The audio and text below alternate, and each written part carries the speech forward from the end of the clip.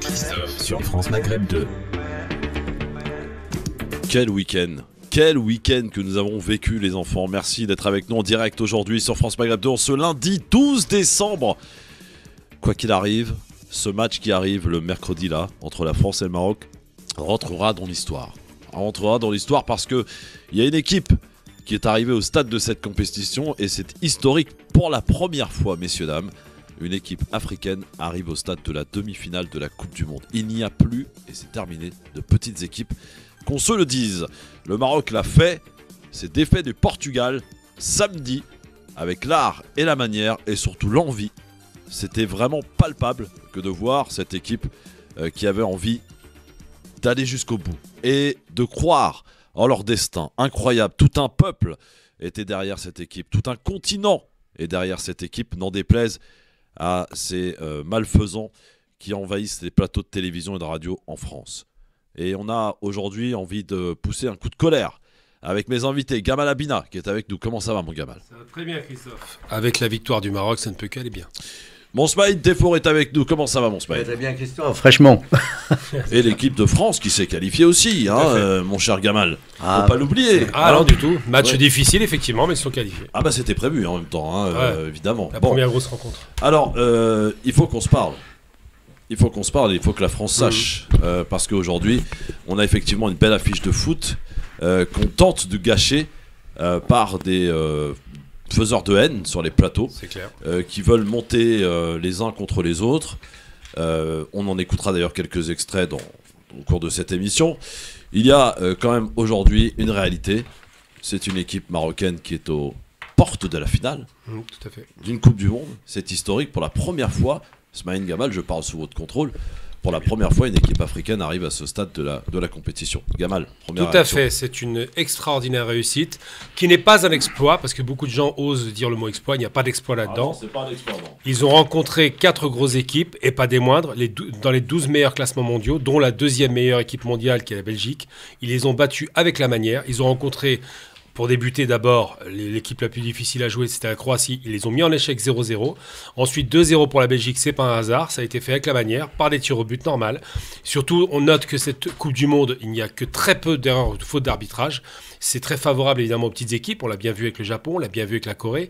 On l'a bien vu avec beaucoup d'équipes qui auraient pu se plaindre d'erreurs d'arbitrage. C'est pas le cas. Mais surtout, alors très rapidement, je peux faire l'historique rapide, Christophe, si tu veux. Ouais, vas-y, je t'en prie, Gamal. 82, l'Algérie joue contre l'Allemagne. Les Allemands magouillent avec les Autrichiens. Ils font éliminer l'Algérie par un calcul entre eux, en se neutralisant. Donc ça, c'était la magouille. L'Algérie ouvre malgré tout la voie il n'y avait qu'une équipe à l'époque, à obtenir 2 équipes en Coupe du Monde. Ensuite, le Cameroun en 94 nous fait un exploit extraordinaire de la part de Roger Milla, dont on se souvient de son fameux Makossa à chaque fois qu'il dansait à chaque fois qu'il mettait un but. Ce monsieur qui était déjà bien âgé à l'époque, qui était 38 ans. 38, enfin officiellement, on s'entend bien, qui a été mis d'autorité par Paul Biya dans l'équipe. C'est Paul Biya qui a imposé Roger Milla. Bilan des courses, le Cameroun arrive en huitième de finale, quart de finale, rejoint par la suite par le Nigeria qui prouve que ces équipes sont en mesure d'eux, et c'est grâce au Cameroun qu'on a 5 équipes. Et aujourd'hui, on a un Maroc qui arrive en demi-finale, ce qui est une première pour l'Afrique, effectivement. La Coupe du Monde, la première a été faite en France, pour mémoire, c'est pas si vieux que ça, qui était organisée, ils ont organisé 2 Coupes du Monde. Et bien, le Cameroun arrive en demi-finale en ayant affronter 4 des plus grandes équipes au monde, et surtout, et c'est plus important, en ayant battu le Portugal. Le Maroc, pas le Cameroun. Le Maroc, oui, excuse-moi, le Maroc, le Maroc, je suis un petit peu pris dans mon émotion. En ayant battu avec la manière, quand même, là encore une fois, l'équipe de Ronaldo, pour lequel d'ailleurs je tiens quand même, et je te laisserai juste la parole après, à préciser une chose, je rends un vibrant hommage à ce grand homme du foot qui part en larmes, simplement parce qu'il n'a pas réussi à obtenir ce qu'il espérait. Il a quand même 16 ans de participation en Coupe du Monde. Ronaldo est un grand joueur, il faut respecter ses qualités. C'est le cas de le dire. Son équipe était une grande équipe, c'est pas une petite équipe qui a joué. Pour prendre très rapidement les statistiques, les possessions de ballon, les attaques étaient massivement en faveur des Portugais comme des Espagnols. Les Marocains ont... Seconde période, surtout. Sur les 2 matchs, sur l'ensemble des matchs. Et surtout, les Marocains ont réussi l'exploit, et c'est là où c'est extraordinaire, de créer, et c'est la première fois qu'on voit ça en Afrique, une vraie cohésion de groupe, avec une vraie défense structurée, sans faute. Il n'y a pas eu de casse, il n'y a pas eu Il n'y a pas eu de pénalty contre le Maroc parce qu'ils ont une défense extrêmement solide qui a démontré avec l'Amrabat et d'autres, d'ailleurs même Hakimi est en défense parfois, qu'ils étaient impassables. Je ne parle même pas du gardien Bounou qui est extraordinaire, qui était d'ailleurs, rappelons-le, pas le titulaire mais le second puisqu'il a remplacé le gardien qui était blessé. Eh bien, il nous a montré des qualités incroyables. Quel gardien. Et quel gardien, et quels arrêts, et quelle défense. C'est dire que cette équipe a joué avec le cœur, avec une attaque qui n'était pas forcément toujours au rendez-vous parce que c'était difficile, mais par contre, ils ont su exactement gérer un match comme il se devait. Et je rappelle qu'ils sont arrivés premiers de leur groupe sur le premier tour et qu'ils ont battu chacune des équipes derrière à la manière propre. Smaïn, il faut le dire, franchement, moi j'ai regardé le match, je me suis dit, mais les mecs qui sont là sur le terrain, ils sont prêts à tout donner jusqu'à la mort, quoi. Bah, c'est clair, on voit bien que c'est une équipe décidée, a priori, et puis elle trace la voie carrément aux équipes. Décomplexées d'ailleurs. Ah oui, tout à fait. Là. Maintenant, on ne peut plus parler de petites équipes, dès lors où le Maroc, par exemple, vient de marquer un exploit. Bon, Gamel n'aime pas trop le mot exploit, mais toujours est-il que pour moi, c'est un exploit, dès lors où un pays, on va dire, qu'on a toujours sous-estimé, enfin, en parlant d'Algérie, du Maroc... Oui, l'Afrique en général. Je préfère historique. Parce que, bon, oui, historique, historique, ouais, c'est bien, c'est le cas de le dire aussi. Donc maintenant, il faut attendre le résultat. Moi et Gamal, d'ailleurs, on a été les seuls à croire en cette équipe. Je le rappelle à nos auditeurs, nous avons cru en cette équipe et on continue à croire à cette équipe. Ça, c'est votre côté nationaliste. Non, c'est pas ça. Non, c'est pas ça. Non, c'est pas ça. Comme je te disais tout à l'heure en off, même les Marocains aujourd'hui qui connaissent un minimum le foot n'envisageaient pas que cette équipe arrive là. Je veux juste te répondre une chose, c'est que moi j'ai vu une équipe du Maroc en 2018 qui était exceptionnelle et qui a été volée. Un pénalty contre eux, refus de pénalty en leur faveur avec un jeu exceptionnel. Tu as tout l'historique du football, toi, dis donc. Bah, je me rappelle de 2018. J'ai une mémoire très courte. C'était violent. Moi, j'ai eu la rage parce que je voyais bien que l'arbitre était clairement défavorable au Maroc et les a sanctionnés. Alors qu'ils avaient une équipe exceptionnelle. C'est-à-dire qu'ils auraient dû aller très loin, ils sont arrivés en 8e, mais ils ont été sabrés à ce moment-là. Mais c'est la même équipe qui joue aujourd'hui, on a vu le résultat. C'est-à-dire qu'il y a une constante dans les qualités du jeu marocain. Les Marocains, les Algériens et les Tunisiens aussi, même s'ils ont plus de difficultés, sont des équipes qui se sont en général toujours qualifiées pour la Coupe du Monde. Et sur 54 pays arabes, ils sont toujours présents. Donc ça prouve qu'il y a une constance. Et amélioré avec le temps. Et amélioré, bien sûr. Tout à fait. Se sont améliorés avec le temps. Depuis le fameux match Algérie-Allemagne en 1982, d'ailleurs, je ne sais pas si tu te rappelles du joueur Breitner. Oui, bien sûr. Donc Breitner qui avait dit qu'il allait rentrer en smoking, jouer contre l'Algérie. Il est très prétentieux. Il a eu la tannée de sa vie. Et puis maintenant, on voit bien que ces équipes qu'on a tout le temps sous-estimées, et on continue de le faire d'ailleurs sur certains plateaux, comme disait tout à l'heure Christophe. Mais là, je pense que le Maroc, il peut aller loin. Il est vrai qu'il joue contre la France. Après, ça va être un dilemme pour nous, parce que nous soutenons la France en même temps que le Maroc. Moi, je soutiens les outsiders. C'est très bien, tu as au moins un avis tranché. Oui, Gamal, il soutient les outsiders. Voilà. C'est une question. Ce serait même je sais pas moi... Je vais prendre le Japon ou je ne sais quelle équipe. Ce qui est beau, c'est ça qui est beau. C'est que cette Coupe du Monde est une des plus belles, et d'ailleurs c'est De Sailly qui le dit, et je le remercie, c'est une des plus belles Coupes du Monde qu'on ait eues en face de nous. Pourquoi ? Parce qu'on n'a pas les gros mastodontes qui arrivent en quart directement, sans surprise, avec un match européen, finalement, c'est toujours européen. Et aussi le côté exceptionnel du pays organisateur. Le côté exceptionnel du pays organisateur. Oui, l'organisateur. On a tellement sous-estimé, par exemple, le Qatar, on s'est opposé en longueur et en largeur. C'est quand même des grosses équipes qui sont parties ce week-end. Pardon. Ah oui, c'est le Brésil. C'est les Pays-Bas, c'est le Portugal et c'est l'Angleterre. Mais bien sûr, oui, 4 grosses équipes qui sont sorties ce week-end. Il reste le grand favori français qui logiquement poursuit sa carrière parce qu'il a eu une difficulté. Il reste favori, normal, c'est le champion sortant. Mais ce qui est sûr, j'ai envie de dire simplement, c'est que, et je tiens à rendre hommage à une chose. D'ailleurs, l'entraîneur marocain ne s'y est pas trompé. Alors là, il est exceptionnel. Pas de récupération. Il est modeste, de surcroît. Pas seulement, c'est qu'il a dit. Il me rappelle par beaucoup d'abord, il me rappelle. Il est né à Corbeil-Essonnes. Absolument. Il me rappelle beaucoup Belmadi dans sa façon de parler. C'est quelqu'un qui est ferme, qui ne recule pas, et surtout c'est quelqu'un qui vient de la diaspora. 80% de l'équipe algérienne et marocaine, il faut être très clair, sont des gens issus de la diaspora. Donc la diaspora a apporté énormément, elle doit le faire pour le foot, mais pour tout. Gamal, je te rejoins, et si tu permets Christophe, je vais peut-être ajouter une petite touche politique à la question soulevée par Gamal. Il est vrai qu'il y a une loi en Algérie, par exemple, qui interdit aux binationaux comme nous autres de participer à la politique en Algérie, alors que l'élite, qu'elle soit marocaine, algérienne ou tunisienne, se trouve à l'étranger. Bien sûr. On ne peut pas le nier. Pas l'élite, une élite. Excuse-moi, non, justement, j'allais y venir, Gamal. Tu vas plus vite que le vent. Non, j'allais y venir. Ça n'empêche pas qu'il n'y a pas d'élite en Algérie. Mais il y a une élite quand même assez exceptionnelle, ici, en Europe, qui pourrait vraiment apporter des solutions à nos pays qui peinent à démarrer économiquement, scientifiquement et tout ce qui va. On voit sur le plan culturel. Hein, ne serait-ce que par rapport à cet aspect, oui, bien sûr. Ouais, sportif, c'est impressionnant. C'est clair. Non, moi, j'ai vraiment une vraie fierté pour cette diaspora parce qu'elle montre du cœur à l'ouvrage. Je vous cache pas que je suis comme tout le monde, comme tous les gens normaux. Bien évidemment. Ouais. Je vous cache pas que je suis comme tous les gens normaux. On s'est précipité sur les Champs-Élysées pour assister à cette célébration. Attends, on racontera ça tout à l'heure. Ne brûlons pas les étapes. Je t'avais dit qu'il allait plus vite que l'autre. On a plein de choses à évoquer. C'est supersonique, lui. Et vous me connaissez ici. On va pas élucider, occulter les sujets qui fâchent. Et croyez-moi qu'on va en parler ici et en toute transparence, avec tranquillité. 01 40 33 9000. Mohand est avec nous. Bonjour Mohand. Bonjour à toutes. Bonjour à toutes. Bonjour mon Mohand, comment ça va? Tu lui dis Azul. Azul. Je suis très content de la victoire du Maroc et voilà, donc on est très content et en plus maintenant on est très partagé parce que on est aussi en France, donc c'est vrai que voilà, moi j'ai envie de vous dire, très partagé. Bon, Mohand, j'ai envie de vous dire pour histoire de ne pas vous torturer. Quoi qu'il arrive, que le meilleur gagne. La France accède en finale, elle pourra rentrer dans l'histoire si elle obtient cette fameuse troisième étoile. Le Maroc, de toute façon, déjà est rentré dans l'histoire. Ah oui, bien sûr. Et pourrait davantage rentrer dans l'histoire, donc franchement, ne vous torturez pas et puis que le meilleur gagne. Alors j'ai juste quelque chose un peu triste à dire. Oui. Hein, vas-y. Ça va casser un peu l'ambiance. Moi j'ai écouté les médias lourds. Ah oui. Ils en parlent du bout des lèvres. Alors, ça tombe bien que t'en parles. J'écoute francophone, j'écoute Agichan 3. Oui. Quand l'Espagne a été éliminée, enfin le Maroc a éliminé l'Espagne, la seule chose qu'ils ont dit, l'Espagne a été éliminée. Tout simplement. Justement, ça tombe bien que t'en parles.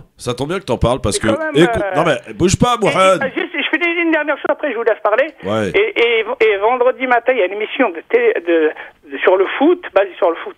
Ils ont parlé sur la Coupe du Monde. Pas un mot sur le Maroc. C'est ridicule. Alors justement, Mohamed, merci de cet appel, parce qu'effectivement, cette victoire marocaine, cette qualification demi-finale a été saluée par la plupart des médias. Voici ce que ça donne quand on se branche sur l'Algérie.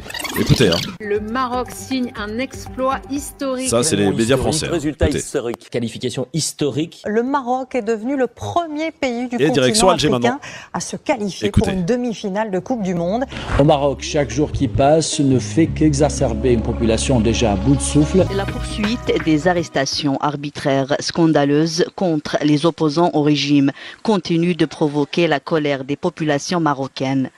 La contestation contre la hausse des prix, la normalisation avec l'entité sioniste sont d'autres raisons qui s'ajoutent à la situation générale qui caractérise la crise marocaine. Voilà que le refus général des institutions reprend de plus belle et d'une manière massive. La multiplication des trahisons contre les intérêts du peuple marocain et de sa souveraineté menace le pays d'un chaos qui risque de faire exploser la situation politique au Maroc. Et on termine ce journal avec du foot. Avec la 14e journée de la Ligue 1 Mobilis. L'affiche de cette journée opposera le Mouloudia d'Alger à l'entente de Sétif. Voilà. Bon. Voilà comment ça se passe. Je peux donner mon avis là-dessus? Ah mais t'es bienvenu. Alors je sais pas qui est l'imbécile. On peut utiliser le terme d'imbécile qui dirige la chaîne algérienne. Il y a un journaliste, excuse-moi, qui a été viré, paraît-il, parce qu'il avait été au courant de Je pense que l'imbécile qui dirige la chaîne algérienne a oublié que le peuple algérien est à fond derrière le Maroc. On ne parle pas des dirigeants marocains, on ne rentre pas dans les questions politiques. Le foot, c'est le sport des pauvres. Donc, si on aime le peuple marocain, eh bien, on aime leur réussite dans le foot parce qu'on est fiers d'eux comme ils étaient fiers des Algériens. Et je pense que s'ils prétendent s'intéresser à la misère sociale au Maroc, ils auraient dû célébrer cette victoire dignement parce que ça, c'est pas de la politique. Plus encore, l'équipe marocaine a montré. La chaîne 3 est une chaîne nationale, donc oui, une chaîne d'État. Malheureusement, mais Gamal. Ça veut dire qu'il ne faut pas occulter aussi les responsabilités politiques de l'Algérie. Hein. Oui, bien sûr. Mais là, c'est évident. C'est un manque d'intelligence, c'est un manque de stratégie. Il faut réfléchir un minimum. Les Marocains sont comme les Algériens, comme les Tunisiens, des Maghrébins. C'est la première des choses. Moi, je suis totalement pour l'unification. Et surtout, c'est pas parce qu'on a un problème avec le roi du Maroc, parce qu'il a fait la paix avec Israël ou je ne sais quoi, ça ne rentre pas en considération. On voit bien que sur le terrain, les Marocains qui ont battu avec la classe leurs adversaires, à la fin sortent le drapeau palestinien, comme les Algériens ont fait en leur temps. On en parlera, ça pose problème d'ailleurs. Ils ont eu l'intelligence de montrer que le peuple marocain est attaché à la cause palestinienne, qui est une cause sacrée pour les Arabes et les musulmans. Et malheureusement, l'Algérie aurait dû mettre ça en avant. Elle ne le fait pas. C'est un tort. Ouais. Smaïn, ça t'étonne ou pas? Bien sûr. Comment? Je suis pratiquement à la limite du choc. Pourquoi? Parce que c'est minable comme attitude que de ne pas soutenir un pays frère, même au-delà des, on va dire, du différent. Pas soutenir, je veux dire, informer les gens. Pardon? C'est pas une question de soutenir. Même les soutenir. Non, mais c'est clair. Mais c'est clair. Là, il s'agit de nation. Il ne s'agit pas de politique. On n'a rien à voir avec la politique. Ouais. La politique, il faut la laisser aux politiciens. Après, s'ils veulent se quereller, c'est entre eux. Mais là, quand il y a, on va dire, une liesse qui est partagée par tous les peuples du Maghreb et qu'on vient mettre, si tu veux, cette touche négative, si tu veux, à ce qui s'est passé, franchement, il y a de quoi être choqué. C'est minable. C'est ni intelligent, ni sympa, c'est ridicule. C'est clair. Il se tape l'affiche devant le monde entier et donne le sentiment que les Algériens sont contre. Donc, nous, toi comme moi, on est Algériens, on est choqués à la limite, quoi. C'est pas normal qu'à... Coupe d'Afrique, les Marocains, toute la population, il y avait des écrans géants. Absolument. Et c'est normal. Et nous soutenons le Maroc quand il réussit quelque chose. Moi, je dis simplement, je suis pas d'accord avec la politique du roi du Maroc, mais il faut être un peu intelligent. Absolument. Le roi du Maroc, sur le plan de l'écologie, chapeau. Une petite remarque, Gamal, si tu permets. Quand il y a eu la signature des accords de normalisation entre le Maroc... Les accords d'Abraham. Les accords d'Abraham, oui. De paix. On fait de la paix avec quelqu'un avec qui on fait la guerre. Je ne pense pas que le Maroc était en guerre avec Israël, mais je parle de normalisation par rapport aux accords d'Abraham. Tiens, le problème, c'est que les frères musulmans au Maroc, Othmani, qui était le Premier ministre... Le chef de file, depuis JD, parti de la justice et du développement. Donc, ce monsieur avait signé ces accords après avoir été limogé, on va dire. Il a pas signé. Des élections. Tu parles d'élections. Non, s'il te plaît, Gamal, je finis. Après, tu développes si tu veux. Quand il a été, on va pas dire viré par le peuple. Allez, on va dire qu'il a été viré par le peuple. Mais cet homme, c'est lui qui avait signé, même s'il s'est... il y a eu un revirement de situation après son éjection du fauteuil du Premier ministre. Il avait dit qu'il a été contraint. Mais toujours est-il que Smaïn Haniyeh, le patron du Hamas, lui a rendu visite. Pourquoi l'Algérie n'avait pas dénoncé cette rencontre après la signature des accords d'Abraham? Si vous voulez vraiment dénoncer une attitude, dans ce cas, il fallait dénoncer le Hamas. Le Hamas est allé adouber. J'ai de la pub, on en parle dans un instant. C'est très important ce que tu nous dis. Et on est là pour parler de tout ici. 01 40. Merci d'être avec nous en direct sur votre radio France Maghreb 2, le LGF, avec aujourd'hui, en ce lundi, Smaïn Tefour, journaliste, Gamal Abina, fondateur du MDC, et vous, auditeurs, auditrices, au 01 40 33 9000, on devait recevoir Salia Hadjilali, qui est une rédactrice en chef du magazine Escapade, pour préparer les vacances. Malheureusement, elle est malade, donc on lui souhaite un prompt rétablissement à Salia et on recalera une autre date, évidemment. Je vous redonne également une info. Vous savez que depuis la rentrée, chaque deuxième mardi du mois, c'est Total Libre Antenne. Donc demain, c'est le deuxième mardi du mois de décembre. Total Libre Antenne, les amis. On sera entre vous et moi au 01 40 33 9000. On va, j'en suis sûr, beaucoup parler de foot, évidemment. J'imagine. Vos appels au 01 40 33 9000. On va prendre tout de suite la direction du standard. Bonjour. Allô. Bonjour. Allô. Oui, ton prénom. Allô. Ton prénom et baisse ta radio, s'il te plaît. Voilà, je m'appelle Mohamed, je suis de Nanterre. Bonsoir Mohamed, bonjour, bienvenue. Comment ça va Mohamed? Voilà, je suis marocain, mais écoutez, je suis marocain et maghrébin. Oui. Sur le plan sportif, mais écoutez, moi je suis très très heureux pour mon pays, pour mon équipe. Et ce que je voulais vous dire, c'est que tout le continent africain nous soutient. Oui. Et j'ai été étonné par les télévisions d'État algériens qui ne parlent pas de l'équipe du Maroc. Ce n'est pas le peuple algérien, monsieur Mohamed. Ce n'est pas le peuple algérien. Le peuple n'a rien à voir dedans. Le peuple. Très bien. Suit. Et quand j'ai vu aux informations chez nous, sur nos antennes de télévision marocaine, même en Israël, ils ont fêté la victoire du Maroc. Je suis pas sûr que c'est une bonne nouvelle, mais bon. C'est une nouvelle. Oui, c'est une nouvelle, mais pas bonne. En tout cas, en Palestine, monsieur, ils ont fêté la fête. En Palestine, il faut plutôt citer Gaza. Oui, surtout en Palestine. Voilà. Voilà. Ouais. Et moi, je suis très très content pour le peuple algérien, parce que moi j'ai plein d'amis algériens qui ont déjà été en Algérie et qui soutiennent notre équipe. Je ne comprends pas pourquoi le pouvoir algérien n'envoie pas. Quand je vois le roi sortir dans la rue avec son peuple, fêter la victoire du pays de l'équipe du Maroc. Et pas un geste du président de la République algérienne. Parce qu'ils ne réfléchissent pas, c'est tout. Il n'y a aucune intelligence là-dedans. C'est une erreur monumentale. C'est confondre la direction politique, la politique et le peuple. Le peuple marocain et le peuple algérien, c'est le même peuple. Ils ne feront pas de différence. Ils ont une fierté commune. On a un passé commun. On a été décolonisés ensemble. Donc, ce genre de stupidité, c'est pas réfléchi. Je pense qu'il y a plus. Là, vraiment, je me pose des questions sur le rapport à l'ego. Je pense que c'est de l'ego. C'est de la mauvaise foi. Tous les Algériens sont derrière les Marocains. Et sur les Champs-Élysées, on était tous là. Il n'y a pas de problème. Bien sûr. Moi, quand je vois que notre équipe et l'équipe d'Algérie, il y a des joueurs qui auraient pu jouer soit pour l'équipe d'Algérie, soit pour l'équipe du Maroc. Absolument. Vous voyez, on est très très très proches. Je pense, Mohamed, qu'il ne faut pas trop politiser cette histoire, parce que dès lors où le peuple algérien est à 100% avec les Marocains, je pense qu'il n'y a pas lieu de tenir ce débat. Il faut continuer à soutenir le Maroc. On n'est pas avec le Maroc de tout cœur. Moi, je suis algérien, je suis quasiment à la limite, pratiquement à la frontière, je suis d'Oran, et je peux vous dire que nous autres, on aime même trop les Marocains. Donc il n'y a aucun souci. Moi, j'ai de la famille en Algérie. Vous inquiétez pas, j'ai des neveux, j'ai des nièces, j'ai des sœurs qui sont mariés avec des Algériens, et j'ai des neveux et des nièces qui sont... le sélectionneur marocain est marié avec une Algérienne, je vous le dis, mais bon. Voilà. Bon, merci beaucoup Mohamed, en tout cas, 01 40 33 9000 évidemment pour intervenir dans cette émission.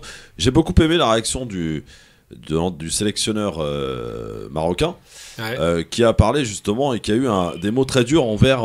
alors je ne sais pas en qui ça s'était adressé, j'imagine envers une certaine presse au Maroc, mais aussi envers le politique au Maroc, puisqu'il dit je dénonce la récupération de ce qu'on est en train de faire.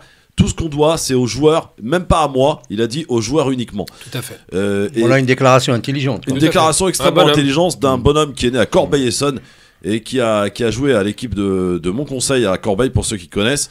Et voilà, donc ça rappelle quelque chose. Moi, je trouve génial ce sélectionneur parce qu'il me rappelle vraiment Belmadi sur la façon un petit peu de rentrer dedans. Une fois, Belmadi, il y a un responsable politique algérien qui est venu le voir et qui lui a dit voilà, il faut soutenir telle personne. Et il a répondu moi, vous allez me demander de soutenir, moi je soutiens personne. Moi, je soutiens le peuple algérien. Et ce sélectionneur a le même discours. Je soutiens mon peuple, c'est le peuple qui fait le travail. Il faut distinguer toujours le peuple de la direction politique parce que les directions passent, les peuples restent. Sarah est avec nous. Bonjour Sarah. Bonjour. Bonjour, vous nous appelez d'où? Vous nous appelez d'où, Sarah? Alors moi, je vous appelle pour réagir donc du coup à ce qui a été dit jusqu'alors, donc par rapport au Maroc, au match, etc. Ouais. Donc moi, je suis algérienne et moi, je suis fière en fait qu'il y ait une équipe africaine et en plus maghrébine qui soit arrivée en demi-finale. Bravo. Oui, quand même. Donc moi, total soutien. Après, certes, voilà, on peut ne pas être d'accord avec la politique et moi, c'est mon cas. Je suis pas d'accord avec la politique marocaine sur plusieurs aspects, mais pour moi, on se doit de soutenir ça. C'est un peuple frère, un peuple musulman, maghrébin. Enfin, on peut que être fier pour moi. C'est pas possible de pas les soutenir en fait.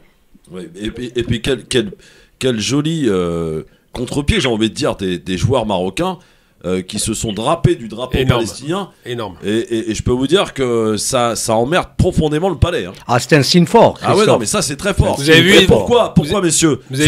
Soyons c'est une. On va dire que c'est parce qu'il y a dans cette équipe beaucoup aussi de joueurs binationaux. Donc, alors, je veux dire, ils s'en fichent. Ils jouent au Maroc. Ils sont là avec leurs convictions. D'ailleurs, je salue Achraf Hakimi, qui est un des joueurs qui joue au PSG.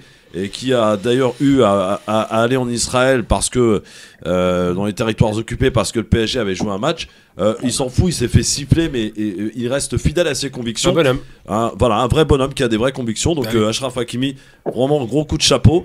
Et c'est un joli pied de nez, en tout cas envoyé aussi aux politiques au Maroc. Voilà, c'est en quelque sorte vos accords, on s'en fiche quoi. Il faut être très clair sur un point. D'abord, on ne consulte pas les peuples arabes. Qu'ils fassent un référendum au niveau de tous les peuples arabes, sans exception, dont le peuple marocain, dont la posture pro-palestinienne n'est même pas à démontrer, qu'ils fassent un référendum. Et à mon avis, parce qu'Israël a fait la paix avec qui? Avec des autocrates et des dictateurs. Ce n'est pas les peuples. Donc qu'ils fassent ce référendum et on verra ce qui se passera. À mon avis, la réponse sera peut-être pas favorable. Ah, bah c'est évident. C'est évident, évidemment, gamin. Évidemment. Ouais, c'est clair. Je fais dans l'euphémisme. Ouais, 01 40 33 9000, évidemment, on va parler de plein de trucs. Vous allez voir, parce que justement, le drapeau palestinien, ça emmerde beaucoup d'éditorialistes. On l'a vu sur I24, je sais pas si t'as vu Christophe I24. Non, je regarde pas cette chaîne. Ah, ils ont pété un câble. Mais quand j'ai pété un câble, Benamou a dit. Ah oui, genre, je l'ai vu celui-là. Il a dit qu'il fallait que le roi s'excuse. Il s'excuse. Il a pris pour un rampant, mais c'est pathétique. S'excuser de quoi? Il va s'excuser de son peuple. S'excuser du geste du peuple et des joueurs marocains, qui est un scandale. Il a dit: nous avons signé avec le Maroc les accords de paix, et c'est scandaleux que ces joueurs puissent sortir le drapeau palestinien. Moi je pense qu'il devrait réfléchir à deux fois avant de parler, parce que peut-être que ces accords sont pas forcément éternels. La cause palestinienne coule dans les veines du monde arabe et de ceux qui sont et même du tiers-monde, Christophe. De tout le monde. L'Amérique du Sud, par exemple, il y a pas mal de... No justice, no peace. Il n'y a pas de paix sans justice. Tant que le peuple palestinien n'aura pas sa justice, il n'y aura pas de paix. Si Israël veut la paix, il faut qu'il rende les terres aux Palestiniens. Mandela avait dit justement qu'il n'y avait pas un monde de justice sans le règlement de la question palestinienne. Bien sûr. Donc ça résume tout, je crois, Christophe. C'est ça, effectivement. Mamadou de Grenoble. Salut Mamadou. Bonjour Christophe, merci de m'avoir passé la parole. Félicitations aux Marocains, parce que le continent africain n'a jamais pris la Coupe du Monde. Je souhaiterais qu'ils prennent cette Coupe du Monde, parce qu'ils ont fait un effort, ils ont fait un exploit. L'Algérie aussi, l'équipe d'Algérie, c'est pas mal, parce que l'Allemagne, il les a battus difficilement dans la Coupe du Monde. Le football, c'est comme ça. On a vu cette année-ci, l'Italie n'a pas été qualifiée. C'est qu'il y a, bon, il faut prier pour eux, parce que moi, contre Portugal, j'ai prié. C'est pas ma prière, hein. C'est Allah qui donne la victoire. Je n'ai jamais pris parti entre les musulmans. Ça regarde qu'à moi. J'ai pas parti prier. Le racisme, ça vient du diable. Donc, tout être humain, il a droit au bonheur. Bon, c'est une bonne continuation. Merci. Il faut les soutenir, encourager les joueurs. Les joueurs, ils font un effort. Il faut les soutenir. Il faut prier aussi pour eux, parce que la victoire peut venir d'Allah. Vive l'Afrique. Bonne continuation à vous. Mamadou, vous êtes pour qui mercredi? Comment? Vous êtes pour qui mercredi? Ah ben, mercredi, bon, je suis français, mais c'est qu'il y a que le meilleur gagne. Mais c'est qu'il y a, je sais que, franchement, parce que la France a fait 2 fois la Coupe du Monde. Quand même, il faut partager. Mais je sais que... Ça, c'est très juste. C'est ma famille religieuse, c'est pas possible. Ouais, mais laissez la religion de là où elle doit être, Mamadou. C'est le cœur qui parle. Ouais. Mamadou, merci. 01 40 33 9000. Je suis d'accord avec Christophe, faut laisser la religion. Non, commencez pas à ramener la religion. Quand il dit famille religieuse, c'est pour dire qu'ils sont un point commun avec le Marocain, c'est tout. Oui, non, mais d'accord. Mais l'Afrique avant toute chose. Oui. 01 40 33 9000, allô, qui est là? Beaucoup de monde, évidemment, ça va réagir. Non, mais ça va être le feu pendant 3 jours, je vous le dis. Allô, bonjour. Oui, bonjour, c'est Mérez d'Ivry-sur-Seine. Salut Mérez, comment ça va, mon Mérez? Ça va, et toi, tu vas bien? Eh ben, écoute, on a fait la fête à Ivry ou pas? Ouais, on va dire ça comme ça. Comment ça, on va dire ça comme ça? Il y a beaucoup les gens de Mazouna là-bas. Il faut lui poser la question s'il est de Mazouna. Donc, après, c'est vrai que moi, je dis bravo au Maroc. Donc, il faut voir le bon côté que c'est un pays d'Afrique, du Maghreb, qui arrive à cette, on va dire, à cette hauteur dans une Coupe du Monde, et qu'il faut les soutenir, malgré que je suis alors moi, je suis franco-tunisien, donc voilà, je suis là un petit peu un peu loin de ces guéguerres entre le Maroc et l'Algérie, mais c'est que du politique, il faut pas rentrer dedans. C'est vrai. Il faut se dire qu'une chose, c'est que l'Afrique est arrivée à ce point-là, et qu'apparemment, alors dans 4 ans, on pourra augmenter le nombre de pays africains participant à la Coupe du Monde. C'est déjà prévu. C'est déjà un bon point pour nous.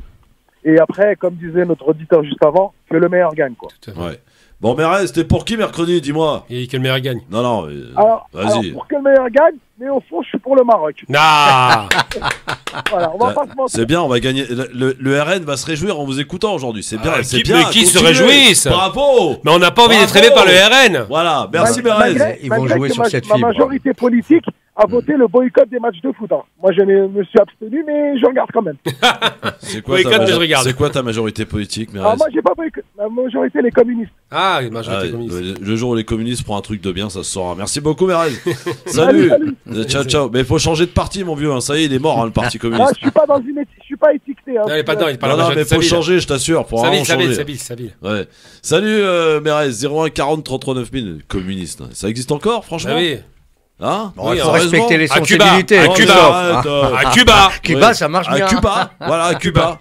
Non, mais par rapport à de quelle manière vit la population à Cuba, vous allez voir, vous ne serez plus communiste. C'est ce que je répondrai au RN. Ils ont un taux d'analphabétisme zéro. Oui, c'est le plus. Zéro. Donc, ils n'ont pas d'analphabète. Donc, une médecine de qualité gratuite. Tout à fait. Alors, pour répondre à l'histoire du RN, si le RN n'aime pas le fait qu'on soutienne le Maroc, je soutiens 2 fois plus.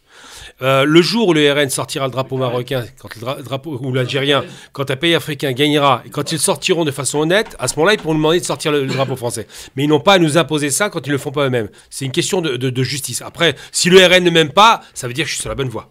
Karim est avec nous. Bonjour Karim. Bonjour tout le monde. Moi, je suis franco-algérien et j'ai le cœur marocain. Ah, c'est beau ça. C'est beau. C'est une chanson algérienne. Oui, c'est une chanson algérienne. Algérienne à 100%. De Rabah Deliassa porte. Derrière ça, c'est bien.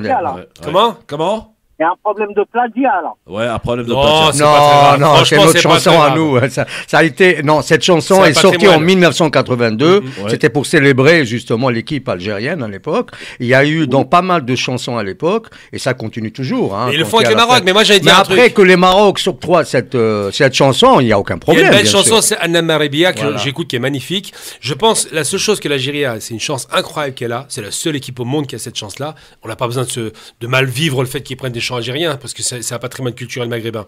La chose qui est extraordinaire, c'est que nous, on a un slogan, un cri de guerre qui s'appelle 1, 2, 3, vive l'Algérie. Personne n'a ça. Ouais. Donc laissons aux Marocains la possibilité de faire les chants quand même. Allez, c'est pour vous ça. Comment? Pour les amateurs de musique, il y a une très belle chanson qui a été faite au Yémen par un chanteur yéménite. Franchement, elle est magnifique. C'est des enfants qui chantent. Et c'est en encouragement à l'équipe du Maroc. Hein. On va chercher ça. Merci à toi. Merci mon Karim. Et bonne année. Merci. Calme-toi. Merci Karim. Merci Karim. 01 40 33 9000. Oui, le fils de Rabah Deliassa décide de porter plainte. C'est dommage. C'est dommage, non, c'est en réponse avec le Maroc qui, par rapport au maillot. Non, ça sert à rien, c'est une gare de base. Oui, mais voilà. La culture est commune, c'est tout. Bon, 01 40 33 9000. À tout de suite, les enfants, c'est le LGF qui va être en mode sport foot. LGF, merci d'être avec nous en direct sur votre radio France Maghreb 2. Oui, c'est l'événement, c'est historique. Le Maroc est en demi-finale, les enfants. Et ça, quand même, on va pas s'en priver. Eh oui, ils peuvent y croire, ils peuvent encore y croire, bien entendu, parce que quand on est à ce stade de la compétition, tout est possible, les enfants. Il y aura quand même l'équipe de France à essayer de battre, ce qui va pas être facile, quoi. Faut se le dire. Ça va être très très dur pour l'équipe de France, je leur souhaite bien du courage. Ça va être également dur pour l'équipe du Maroc, Je suis désolé, t'as déjà vu un coq manger un lion? Non mais... la symbolique. En tout cas, si vous faites comme les Anglais, vous mettez 6 défenseurs sur Mbappé... Les Français vont manger des graines et le lion va manger le coq, c'est tout. Non mais on est sur France Maghreb 2 ici, on n'est pas sur Maroc FM. Précisément. Allô, bonjour, Abdel. Oui, alors moi je dis... Oui, tu dis quoi toi? 2-1 pour le Maroc et avec toute ma pensée, allez-y, on compte tous sur vous. Ici, là-bas, toute l'Afrique se repose sur les épaules de vos joueurs et les supporters marocains. Par contre, lancez le message à ceux qui vont être sur les Champs-Élysées. Les Marocains, parlez à vos enfants, parlez à vos amis.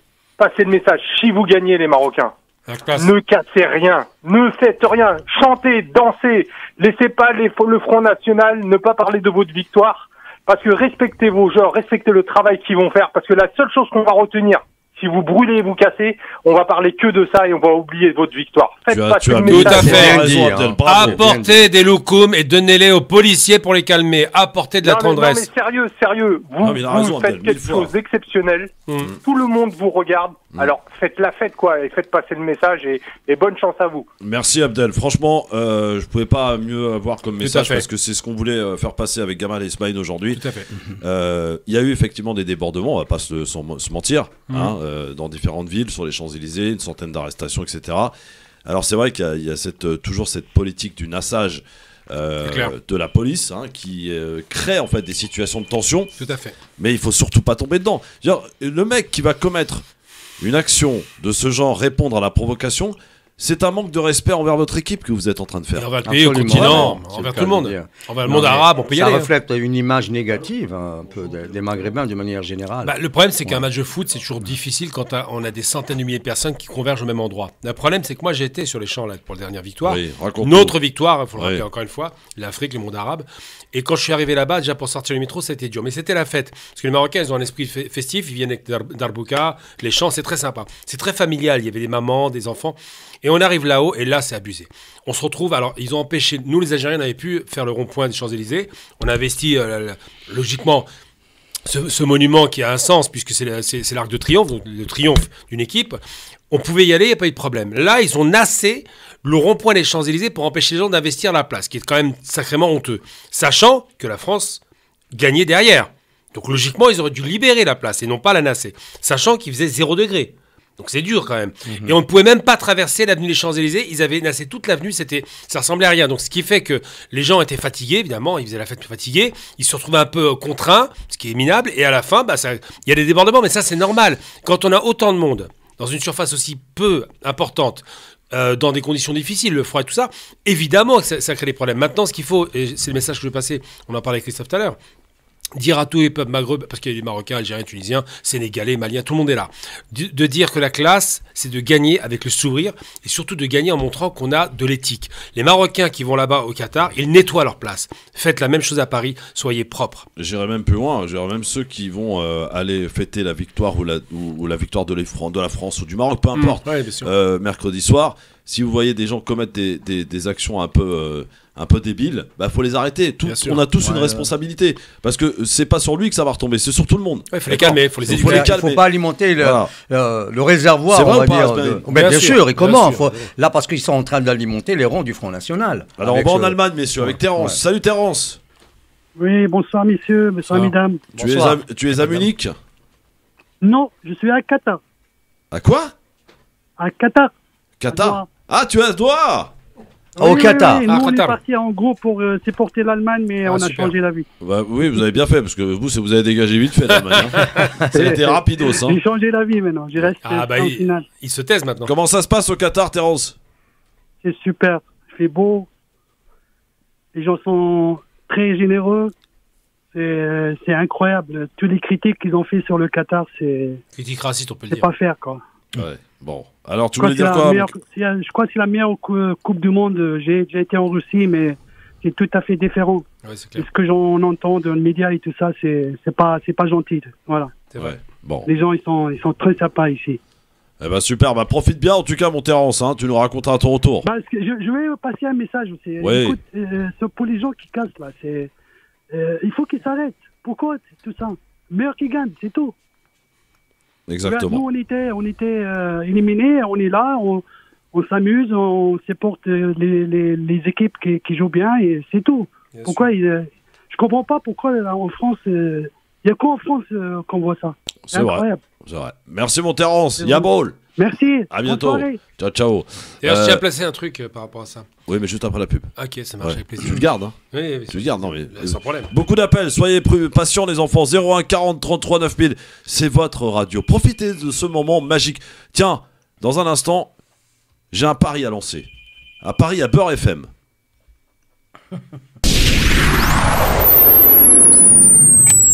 D'être avec nous en direct sur votre radio France Maghreb 2.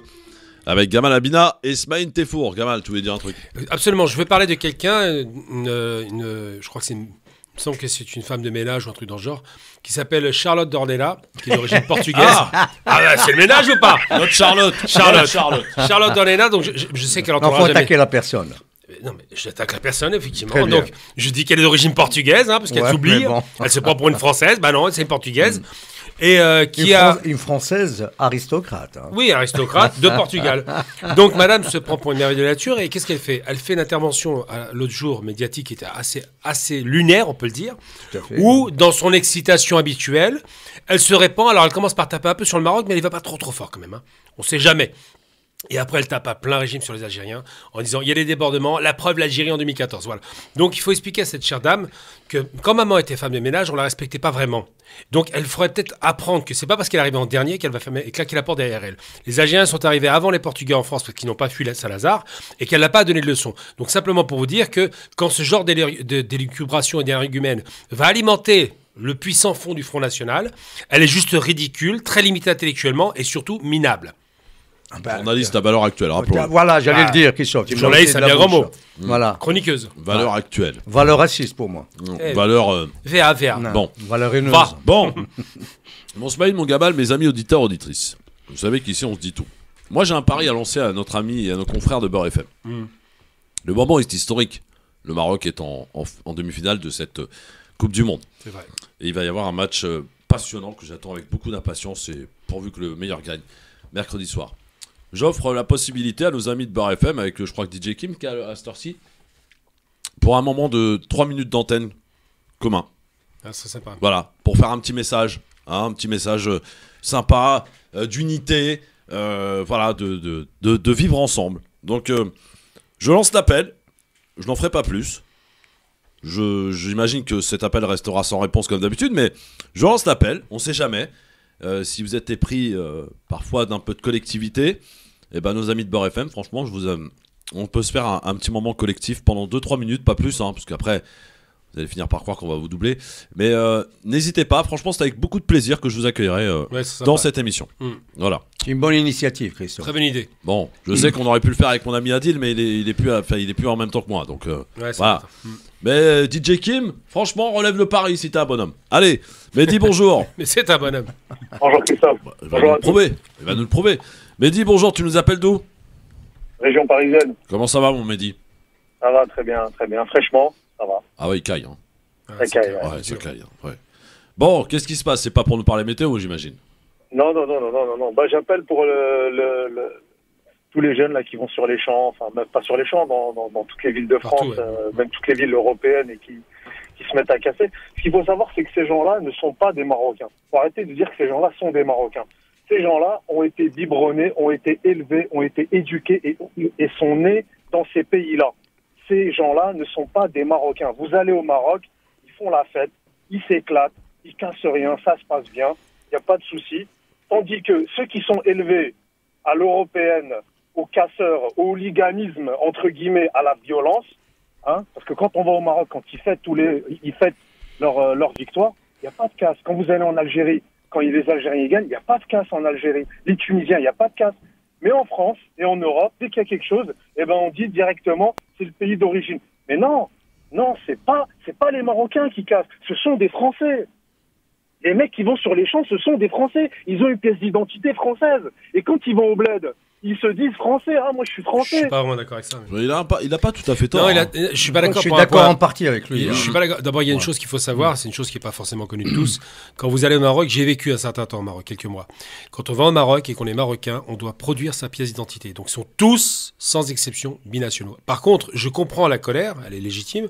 Je dis que la problématique qui se pose, c'est pas de savoir pourquoi ils sont pas marocains, ils le sont puisqu'ils se réclament du Maroc. La problématique qui se pose, c'est que s'ils cassent, c'est qu'il y a un sous-jacent. Pourquoi chez nous ils cassent pas et là-bas ils cassent? Parce qu'il y a des problèmes socio-économiques qui font que dans l'exclusion, ils ont des réactions qui sont pas acceptables, mais qui se traduisent à malaise. Après, on peut pas les exclure de leur marocanité ou algérianité quand ils font des bêtises à l'extérieur, parce que malheureusement, on a aussi une part de responsabilité. Non mais pardon, l'exclusion qu'il y a dans ces pays-là, elle est 100 fois pire que l'exclusion qu'il y a ici. Non, on parle pas de ça.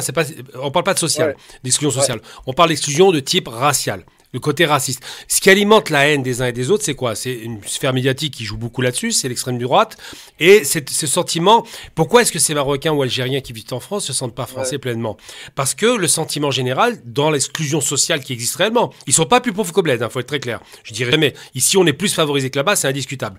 Mais le sentiment, c'est de se dire que ce sont des citoyens de seconde zone. Donc ce qui crée cette problématique n'existe pas par exemple au Canada, n'existe pas aux États-Unis. Quand ils font la fête, ça se passe bien. Parce que là-bas, il n'y a pas ce sentiment d'exclusion. Même au Royaume-Uni. Je veux dire quoi, c'est la responsabilité de la France, c'est ça? Non, pas la France. Non, pas vraiment. Parce qu'on a parqué des gens dans des bons lieux, on les a parqués. Pardon, on ne peut pas parler tous en même temps. Quand vous parlez avec un médecin ou avec un scientifique, ou quand vous parlez avec quelqu'un qui est au-dessus on va dire, de nous, on va dire. Pourquoi ils n'ont pas ce ressenti-là? De quel ressenti? Le ressenti d'exclusion dont vous parlez, Raphaël. En vérité, ils l'ont, mais moi je discute beaucoup avec des avocats et des médecins, ils sont moins impactés, parce que sur le plan économique, ils vont mieux. Mais ils se rendent bien compte, je vous donne un exemple très concret, voilà. Très très concret, on parle de quelque chose qui fâche. Ouais. Un millionnaire, on peut pas faire mieux un millionnaire. Mourad Boudjelal. J'ai eu l'occasion à l'époque, dans un film documentaire qui a été fait avec lui, on était dedans, de le rencontrer, de discuter. Et il m'a expliqué son parcours extrêmement difficile d'exclusion par l'argent, par le social, par l'origine. Mourad Boudjelal est millionnaire aujourd'hui et se venge de ce qu'il a subi, alors que lui, il est bien important. Il se rappelle que de toute façon, il y a 2 poids 2 mesures. C'est pas la question de dire la France ou la Belgique, puisqu'on parle de la Belgique, est raciste, c'est pas la problématique, c'est qu'il y a des systèmes, des carcans qui font que certains ne montreront jamais, parce qu'il y a l'exclusion sociale qu'on connaît tous et l'exclusion raciale. Ça veut pas dire que les Français ont la décision, ça veut dire que le système est fait de telle sorte que ceux qui ont le pouvoir, qui sont riches et européens, ne le confisquent et le donnent à personne d'autre. Donc ce sentiment général est là. Mais vous savez que quand vous allez au bled, je suis algérien, vous allez au bled, quand par exemple si vous êtes kabyle, ou si vous êtes de l'Est ou de l'Ouest, quand vous allez dans une région par rapport à une autre, et ben ils vont favoriser plus les mecs qui habitent dans sa ville qu'un mec qui vient d'ailleurs. Bah, bien sûr. Ça a toujours existé, ça. Bien sûr. Oui, mais là c'est pas pareil, parce que là c'est régional. Là, c'est régional, mais on appelle ça le régionalisme. C'est pas régional, c'est humain. Non, mais le régionalisme, il existe en France aussi. C'est à vous de vous en sortir. C'est à vous de faire les choses. Il y a une différence. Le régionalisme existe en France. L'Auvergnat, par exemple, était considéré comme un va-nu-pied, on les méprisait. Ils ont pris leur revanche économique. L'Auvergnat, il arrive à Paris, on ne sait pas qui est l'Auvergnat. Il faut qu'il le dise. Alors que le Maghrébin ou l'Africain, quand il arrive, on sait ce qu'il est.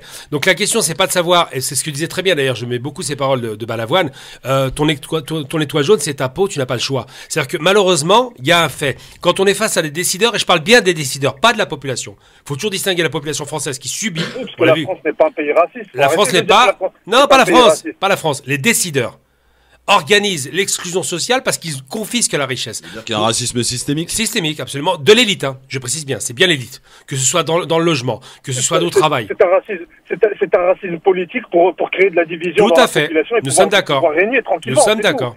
Mais si vous allez vous parler avec ces gens-là, aujourd'hui, qui ont installé ce système-là, ils ont tous autour d'eux des robeux et des renois. Pour décorer. Ils sont pas racistes dans l'âme, mais ils sont obligés, on va dire quelque part, pour pouvoir régner, ils sont obligés de diviser. Je sais pas s'ils sont pas racistes dans l'âme. En aucun cas, vous allez voir les gens qui sont dans les bureaux, dans les hautes sphères de l'État. Leur majorité, je ne veux pas dire la majorité, mais une grande partie, ils ont tous soit des copains, des amis ou des enfants qui sont mariés ou qui ont...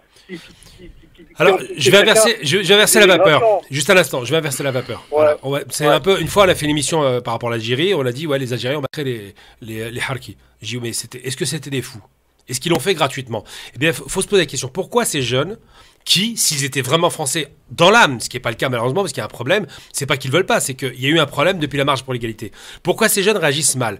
Est-ce que c'est parce qu'ils sont fondamentalement pourris, que leurs parents les ont mal éduqués, ou est-ce que parce qu'ils ont un sentiment général d'exclusion?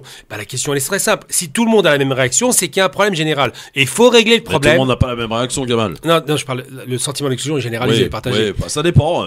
C'est très rare quand quelqu'un dit qu'il n'a pas le sentiment de ce qu'on appelle le syndrome de l'usurpateur. Il a l'impression qu'il n'est pas à sa place. Parce qu'il y a un problème d'insertion sociale et surtout il y a un racisme systémique de la sphère haute. Je parle pas de la base. Merci Mehdi en tout cas de ton appel et n'hésite pas à nous rappeler évidemment d'ici mercredi. Merci mon Mehdi en tout cas. Dans un instant Malika qui est avec nous beaucoup. Pendant une petite vingtaine de minutes. 01 40 33 9000 pour évidemment nous appeler. 01 40 33 9000. Le moment est historique. Tout à fait. Suffisamment historique pour qu'on y consacre une bonne partie de la semaine, on va le dire. Après, Christophe, une chose à préciser quand même pour que les gens entendent bien. Non seulement expliquer, ça n'est pas pardonner. Expliquer, c'est comprendre le fondamental pour trouver une solution. Évidemment. Et par contre, je condamne avec la plus haute force les débordements de jeunes qui donnent une sale image à un mouvement qui est merveilleux. Quand on a 100 000, 200 000, 500 000 personnes et qu'il y a une cinquantaine de crétins, on doit les stopper. C'est normal. Malika est avec nous au téléphone. Bonjour Malika de Romainville. Oui, bonjour Christophe. Bonjour à vos Malika. invités. Bonjour. Et je voulais répondre à Monsieur Gamel, justement. Allez, répondez à Gamal. Défoncez-le. Moi, je suis pas d'accord. Faut arrêter de parler d'exclusion. Faut arrêter tout ça. Ça, c'est des jeunes. Et je suis une mamie de 60 ans. Les enfants ont tous des prénoms arabes, dont un qui s'appelle Abdallah. Ouais. Donc, ils sont typés. Ils ont très bien réussi leurs études. Il faut pas oublier qu'en France, on a l'accès libre à l'école. Il faut arrêter de dire qu'ils sont exclus. Pas tout à fait. Gosses... Allô? Non, je dis pas tout à fait l'accès libre à l'école, c'est pas vrai. Ah si, Gamal. Non, c'est pas vrai. Gamal. Non, c'est pas vrai. Mais pourquoi? Vas-y, ramène tes arguments. HEC, on ne rentre pas. C'est ça l'école. Les grandes écoles. On parle du cycle primaire. Alors maintenant, primaire, on a une sectorisation imposée. Ah, madame, vous parlez du cycle primaire. Dans le primaire, on a une sectorisation imposée. On n'a pas l'accès libre. Elle a dit que ses enfants avaient fait de brillantes études. Oui, mais c'est normal, ça arrive. Malika, on laisse parler Malika. Excusez-moi. À un moment, il faut arrêter de trouver tout le temps des excuses à ces jeunes. C'est clair, c'est clair. Excusez-moi, je vais juste terminer mon propos. Allez-y, Malika. Comme a dit le précédent auditeur, ils sont français. Il faut arrêter de tout le temps trouver des excuses. Ces jeunes-là, en fait, ils ont juste l'argent facile. Ça leur plaît pas à l'école, ça leur plaît pas le boulot. Et je parle des jeunes qui mettent le bazar. Je ne généralise pas tout le monde. Simplement, il faut arrêter d'en faire des victimes. Je suis désolée, on est parents, on est responsable de nos parents, de nos enfants. C'est à nous de les éduquer. Nous, on les éduque. L'école les instruit. Le gosse qui ne veut pas aller à l'école, à la base, ça n'a rien à voir qu'il soit marocain, algérien ou peu importe son origine. C'est qu'à la base, il n'aime pas l'école. Et plus tard, il aimera l'argent facile. Moi, je suis une maman de 4 enfants. Ouais. Ils sont tous adultes et mariés. J'ai 5 petits-enfants, dont le plus grand a 20 ans. Donc, je sais de quoi je parle. Un gosse qui a les parents derrière, il va à l'école. Et l'école est accessible à tout le monde. Faut arrêter de dire que c'est pas accessible. Moi, mes enfants, ils ont été dans les universités à Paris. Et je vous dis, j'en ai un qui s'appelle Abdallah. Donc, et à un moment, il faut arrêter. Il faut juste éduquer nos gosses. Bravo Malika, moi je dis bravo. Moi je dis bravo Malika. Je n'ai pas d'accord, sectorisation. Pourquoi tu n'es pas d'accord? Parce que sectorisation scolaire. Je peux finir s'il vous plaît? Moi j'écoute, excusez-moi, j'écoute très souvent cette émission. Et je réagis souvent, je ne sais pas si Christophe il se rappelle de moi. Mais bien sûr que oui, je me rappelle de toi Malika. Moi je suis chauffeur BTC, je suis une femme voilée. Il faut arrêter de se victimiser. Il faut arrêter. Bon, victimiser c'est pas un verbe pour commencer. Excusez-moi, la position victimaire. Nos gosses se victimisent, ils prennent cette très bien. Alors, on va répondre. Non, mais je vais quand même en parler. Je vais bien tout entendre. Donc, tous les gens qui se plaignent d'être exclus sont des fous. Tous les gens qui sont exclus... Je finis, madame, je finis. Ouais. Tous les gens qui sont exclus se plaignent d'être exclus sont des fous. Le racisme, c'est un mythe. Et surtout, les parents sont des voyous qui éduquent mal leurs enfants. Non, moi, je suis désolé. Je suis désolé. Madame... Mes paroles. Non, je ne défends pas. Je traduis. Mais non, monsieur Gamel, je ne peux pas vous laisser dire ça. Si, on n'est pas chez les socialistes. Vous avez déformé mes paroles. J'ai pas dit tous les parents. J'ai pas dit que tout le monde se victimise. J'ai pas dit non plus que tout le monde, qu'il n'y a pas de racisme. Bien sûr qu'il y a du racisme. Ah, quand même. Mais à nous aussi de nous lever. Okay. À nous aussi de montrer. Je peux vous en parler une chose. Est-ce que c'est normal qu'on soit obligé de se lever contre le racisme? Un pays civilisé ferait pas ça. Dans tous les pays du monde, c'est comme ça. Arrêtez. Ah, il y a des pays où on a voté pour un président. En Algérie, en Maroc, en Tunisie, il y a le racisme des Noirs. Partout, en Amérique, il y a le racisme des Noirs. Faut arrêter. Je peux exprimer un propos. Écoutez simplement. D'abord, mais ne déformez pas mes paroles. Oui, si vous ne laissez pas parler, on va y arriver. Oui, mais tu déformes pas les paroles de Malika. Mais moi, la différence, c'est que moi, je peux lui laisser dire des choses, alors qu'apparemment, elle ne peut pas me laisser dire des choses. Donc, quand on vous êtes d'accord sur l'ensemble. Non, sur l'essentiel, vous êtes d'accord, je crois. Mais elle a raison sur. Non, je suis pas d'accord sur ça. Tu nous laisses parler quand même. Depuis tout à l'heure, tu parles, Gamal. Il faut qu'on parle quand même. Non, mais j'ai compris ce que tu voulais dire. Et je pense que la dame a aussi compris. C'est ça, madame? Non, elle n'a pas compris ce que je disais. Si, elle a compris. Elle a compris. Non, attendez, madame, j'ai compris votre propos. Vous voulez dire que c'est vrai, vous avez entièrement raison, je partage votre avis, vous avez entièrement raison de dire que c'est à nous de nous battre, c'est à nous de nous imposer avec les idées et avec des diplômes. Vous avez entièrement raison, et le travail bien sûr évidemment. Donc c'est vrai, cessons de nous poser dans cette position de victime éternelle, mais il est vrai qu'il y a une réalité ici, en France et en Europe de manière générale, que les minorités comme nous autres, surtout les Arabes et musulmans de surcroît, il est vrai qu'il y a une animosité à notre rencontre. Il faut pas passer ça à la trappe. Par contre, je le nie pas du tout. Oui, personne ne le nie. Toujours est-il qu'il y a cette réalité.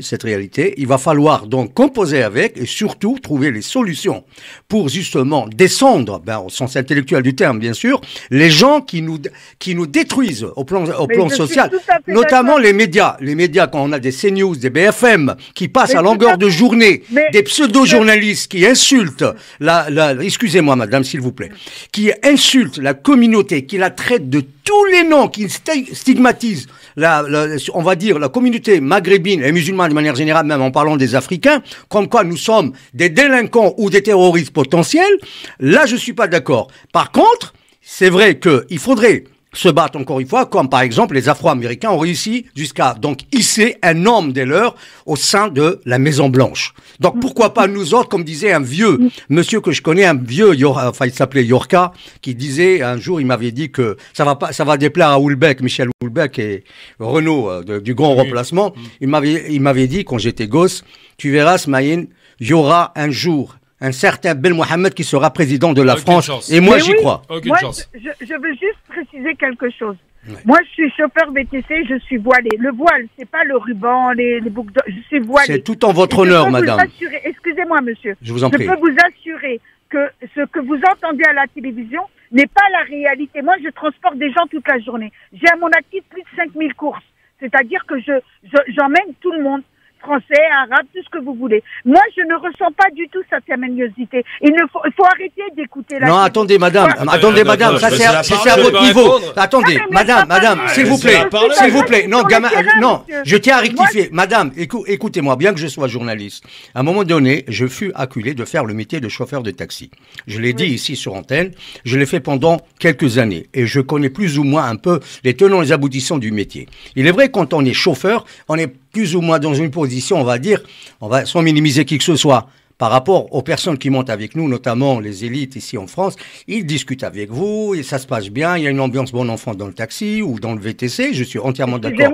Par contre, madame, quand on est intellectuel, par exemple, et qu'on voudrait se faire une place ici, au sein de l'élite française, je vous assure qu'on a du mal. Alors croyez-en mon expérience, madame. Croyez-en mon expérience. Je peux clarifier. Et j'en ai vécu la meilleure expérience. Écoutez, monsieur, il y a quelques années, je m'appelle Smaïn. Les élus arabes. Il y a quelques années, on n'en avait pas. Moi, je suis né ici. Il y a une dizaine, quinzaine, vingtaine d'années. On n'avait pas d'élus arabes. On commence à en avoir. C'est par la force des choses, madame, parce qu'on s'est battu. C'est tout un chemin jalonné de combats. Ça fait 100 ans. Dans n'importe quel pays du monde, vous n'êtes pas dans votre pays, vous allez vous battre. C'est comme ça. Non, mais quand on brandit les valeurs de la civilisation, on est censé appliquer les principes des valeurs universelles des droits de l'homme. Oui, Gamal, qu'est-ce qu'il y a? Déjà, on va clarifier. Il s'énerve. Non, mais depuis tout à l'heure, je peux en placer une. Donc, je vais dire un truc. D'abord, on commence par le début. Vous avez des enfants éduqués, félicitations. Sauf que c'est pas exceptionnel. Il se trouve qu'en France, il y a un phénomène qu'on observe qui est extrêmement rare dans le monde. C'est que des enfants de fils d'immigrés qui ne savent pas lire et écrire ont une progression sociale faramineuse. C'est le plus grand saut qualitatif qu'on a observé dans le monde. C'est-à-dire que les Maghrébins, en général, ont une réussite extraordinaire sur un plan social. Ça, c'est une chose. Mais ça ne traduit pas la problématique que je soulève. Ensuite, il y a l'autre aspect. Vous aviez dit tout à l'heure, oui, des enfants voyous, mais il y a des voyous, il y en a partout dans la misère sociale, c'est normal. Par contre, je note que depuis que les VTC sont arrivés, depuis que Uber est arrivé, et ça, c'est les acteurs sociaux. Je suis en 93. C'est quoi. Allez. C'est bien. C'est bien. Non, mais là, on parlait des jeunes. Je peux finir, s'il vous plaît. Vous avez parlé, je vous ai laissé finir. Vas-y, Malika, laisse-le parce que dire n'importe quoi, tu le défonceras après. Sans écouter le bout de l'argument, j'aime pas trop ça. Malika, elle parle bien, attention. Non, mais moi, je suis correct, donc faut être correct. Donc, depuis, je travaille avec des acteurs sociaux dans le 93. Depuis que Uber est arrivé, bizarrement, ces feignants de cité bossent 12 heures par jour. Ça, c'est indiscutable. C'est vrai. Il suffit de voir à quel point ils mettent du cœur à l'ouvrage parce qu'ils veulent travailler. Le problème, c'est pas de savoir s'ils veulent travailler. C'est pourquoi il y a 40% de chômage dans les banlieues. Parce qu'il y a une exclusion sociale qui existe. Ça veut pas dire qu'il faut dire, pleurer. Moi, je me bats. J'ai pas voulu chercher un travail. On me voulait pas de moi. J'ai créé mon entreprise. Donc, je pleure pas là-dessus. Mais je dis qu'il faut quand même voir les choses en face. Il y a un problème. Il faut en parler. Il faut le régler. Si on dit, il y a un problème, mais on n'en parle pas, là, on s'en sort pas. Donc, moi, je suis très proactif. Ah bah oui, mais vous dites qu'il faut pas pleurer. C'est pas une question de victimisation, comme vous dites. Non, mais monsieur Gamel, excusez-moi. Moi, je vous dis pas qu'il faut.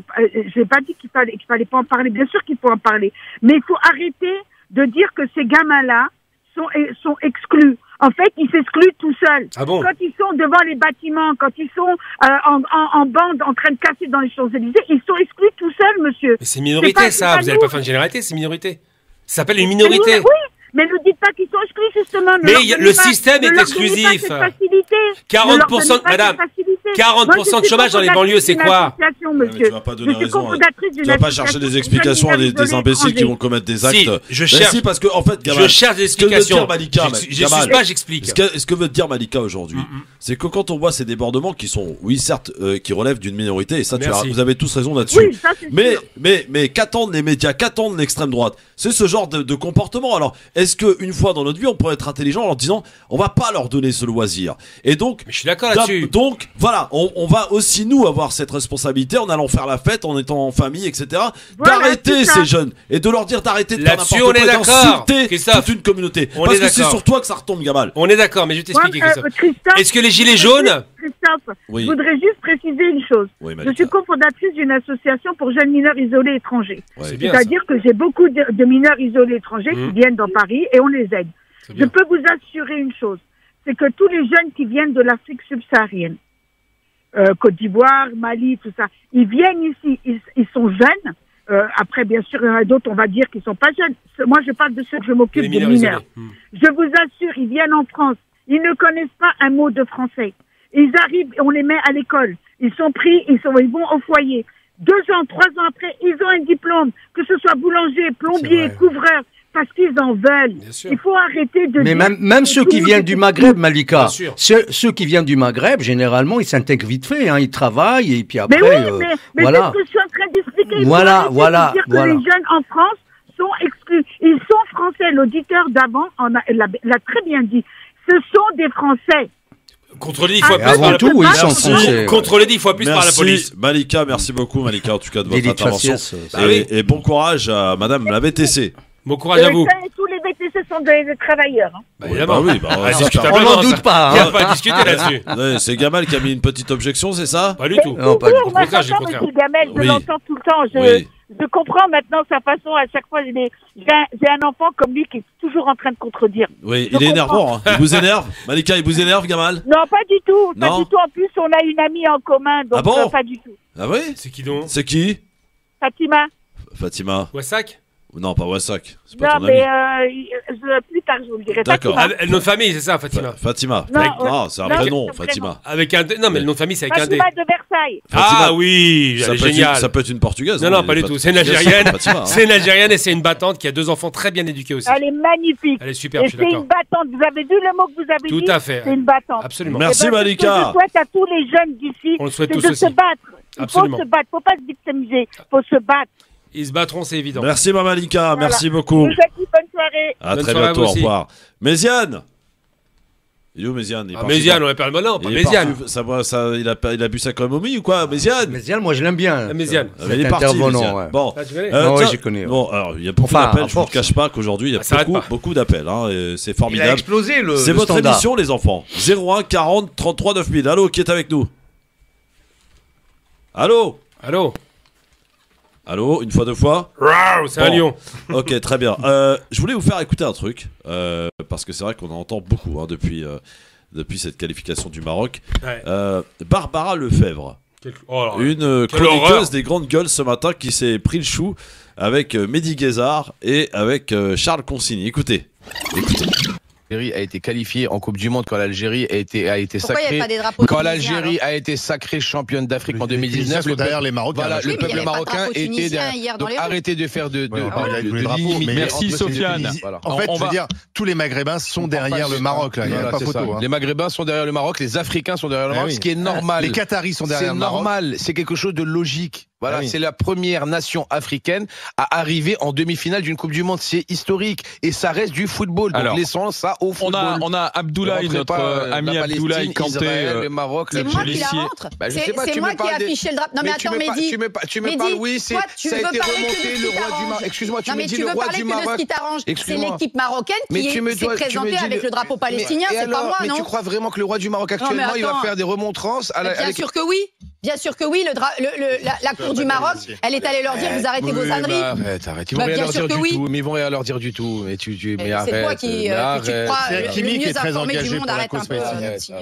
C'est Hakimi, le joueur parisien, qui est très engagé pour la cause palestinienne. Oui, mais qui s'engage, c'est très bien. Mais quand le Maroc gagne, c'est le Maroc qui gagne, on met le drapeau marocain. Quand c'est la France qui gagne, c'est l'Afrique aussi. Alors tu vois, Barbara, c'est l'Afrique aussi qui gagne. Donc après, venez pas me raconter que le foot, c'est pas du foot, c'est pas de la politique, et qu'on mélange pas tout. Il faut savoir ce qu'on veut, parce que j'entends les associations qui voudraient qu'à tout prix que ces joueurs de l'équipe de France prennent les causes pour la cause LGBT. Alors on peut pas demander. Attends, je termine. On peut pas demander à des joueurs de s'engager pour une cause et quand d'autres joueurs s'engagent pour une autre cause, après on est d'accord ou pas. Voilà, c'est ça le problème. Est-ce que moi j'ai demandé qu'ils portent les machins LGBT midi à sa porte. Non mais est-ce que j'ai demandé qu'ils mettent les machins LGBT? J'ai rien demandé. Pas de cause LGBT non plus. Moi je dis simplement tous les gens qui aujourd'hui sont là. Non mais c'est festif. Non mais c'est juste la fête. Ne mettez pas des trucs. Et la mise Esport, elle est habillée comment la mise Esport? Non mais elle est habillée comment notre mise Esport? Elle avait les couleurs arc-en-ciel. Je suis simplement en train de dire aussi de la politique. Ici sur ce plateau, on est en train dès qu'on veut mettre un élément politique. Pas ce que dit Barbara. Dès qu'on veut mettre un élément politique. Je ne sais pas où elle veut en venir. Je veux en venir. Si tu me laisses expliquer, je vais pouvoir le dire. Il y a des récupérations politiques de quelque chose qui n'est qu'un sport. Mais par tout le monde. Quand on commence là sur des histoires de mini-émeutes, etc. Ah oui, mais non, c'est festif, il faut faire comme si c'était pas le problème, etc. Moi, je suis désolée. Il y a factuellement de l'intrusion et de l'instrumentalisation du sport par des enjeux politiques. On parlait de différents enjeux. J'en ai profité pour rappeler aussi cette question. Mais dans ce cas-là, si ça te choque, si le drapeau palestinien te choque, tu es choqué quand la mise des sports, Madame Castera, elle a rien à faire avec son machin. Je suis pas d'accord avec Barbara. Là, pour le coup, Voilà. Donc c'était Barbara Lefebvre, une des chroniqueuses, ancienne prof d'histoire, reconversion, qui était ce matin sur le plateau des Grandes Gueules. Et qui est très énervé sur le fait que le Maroc, les joueurs du Maroc puissent brandir le drapeau palestinien. Elle a même affirmé que la Cour, comme elle l'appelle, la Cour du Maroc, avait rappelé à l'ordre les joueurs. Pas que je sache, madame. Mais déjà, quand on parle, faut d'abord être informé, ce qu'elle n'est pas, évidemment. Ensuite, la limitation intellectuelle chez elle est tellement évidente qu'on est obligé de renverser la vapeur. D'abord, quand les Allemands viennent et se mettent une main sur la bouche, c'est de la politique. Ensuite, en 36 dans les Jeux Olympiques, c'était de la politique. La ministre de l'Intérieur qui porte un brassard. En 36 en Allemagne, Jeux Olympiques, c'était aussi de la politique. C'est-à-dire qu'il faut arrêter de dire que, effectivement, dans cet affrontement de sport national, la dimension politique n'existe pas. C'est pas vrai. Donc cette chère Barbara, si elle faisait un minimum d'efforts intellectuels, ce qu'elle pourra difficilement faire, parce qu'apparemment elle était prof, mais elle ne lui reste pas grand-chose, elle a un dogmatisme imbécile, clairement. Elle dit quoi? Elle dit, c'est pas normal qu'il sorte le drapeau palestinien. Au nom de quoi c'est pas normal? Alors on en reparle dans un instant avec vos 01 40 33 9000. Ne bougez pas les enfants, soyez patients, il y a beaucoup de monde au standard. 01 40 33 Chef, merci d'être avec nous en direct sur votre radio avec Gamal Abina, avec Smaïn, t'es four, ça va les gars? Tout va bien, très bien. Bon, t'as vu nos auditeurs, les gens du peuple ont des choses à dire. Hein. Je ne suis pas d'accord, monsieur. C'est un peu explosif ce soir. Oui, on parlait de la chroniqueuse. Ah oui, Barbara Lefebvre. Barbara, ouais. Donc Barbara, vous pouvez venir quand vous voulez. Hein. Ah bah, elle pourra pas. Pas la chanteuse, non? Il faut du. Non. Il faut. Elle est décédée, la chanteuse. Ouais. Non, mais il faut un peu de courage pour venir. Ce ne sera pas son cas. Mais ce qui est certain, c'est que quand on va s'exciter comme ça, il y a un petit sous-jacent puant en dessous. Excuse-moi, Gamal, juste une parenthèse, s'il te plaît, pour te laisser finir. Je ne suis pas d'accord. Alors, moi, j'ai retenu le mot émeute. Oui, l'émeute, alors qu'il n'y a pas d'émeute. Attention, les mots, ce qu'on appelle, ont leur poids. Bien sûr. Mais moi, j'allais dire un truc. Quand les Gilets jaunes manifestaient à Paris et nous ont massacré l'Arc de Triomphe, est-ce qu'on a dit les Français sont par nature des émeutiers ou des gens violents ou des voyous? Non, parce qu'ils sont français. La problématique, c'est que quand des gens pauvres manifestent, il arrive qu'il y ait effectivement, que ce soit la joie ou les foot, il arrive qu'il y ait des débordements parce que malheureusement, chez les gens pauvres, il y a aussi des crétins. Voilà, c'est tout.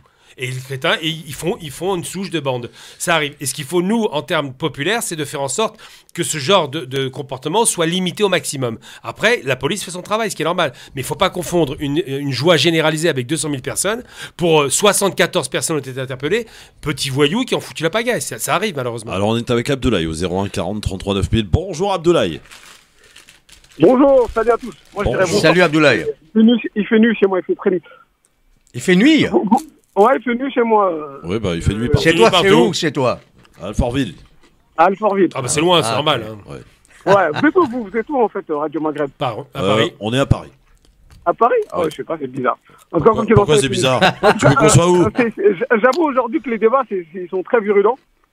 c'est chaud, j'ai pas l'habitude.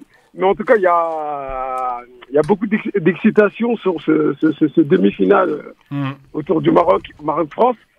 En tout cas, d'abord, je voudrais revenir sur ce qu'elle a dit Malika. Je dirais que dans son discours, je qualifierais ce discours de le mot il est lourd, mais de dangereux en fait.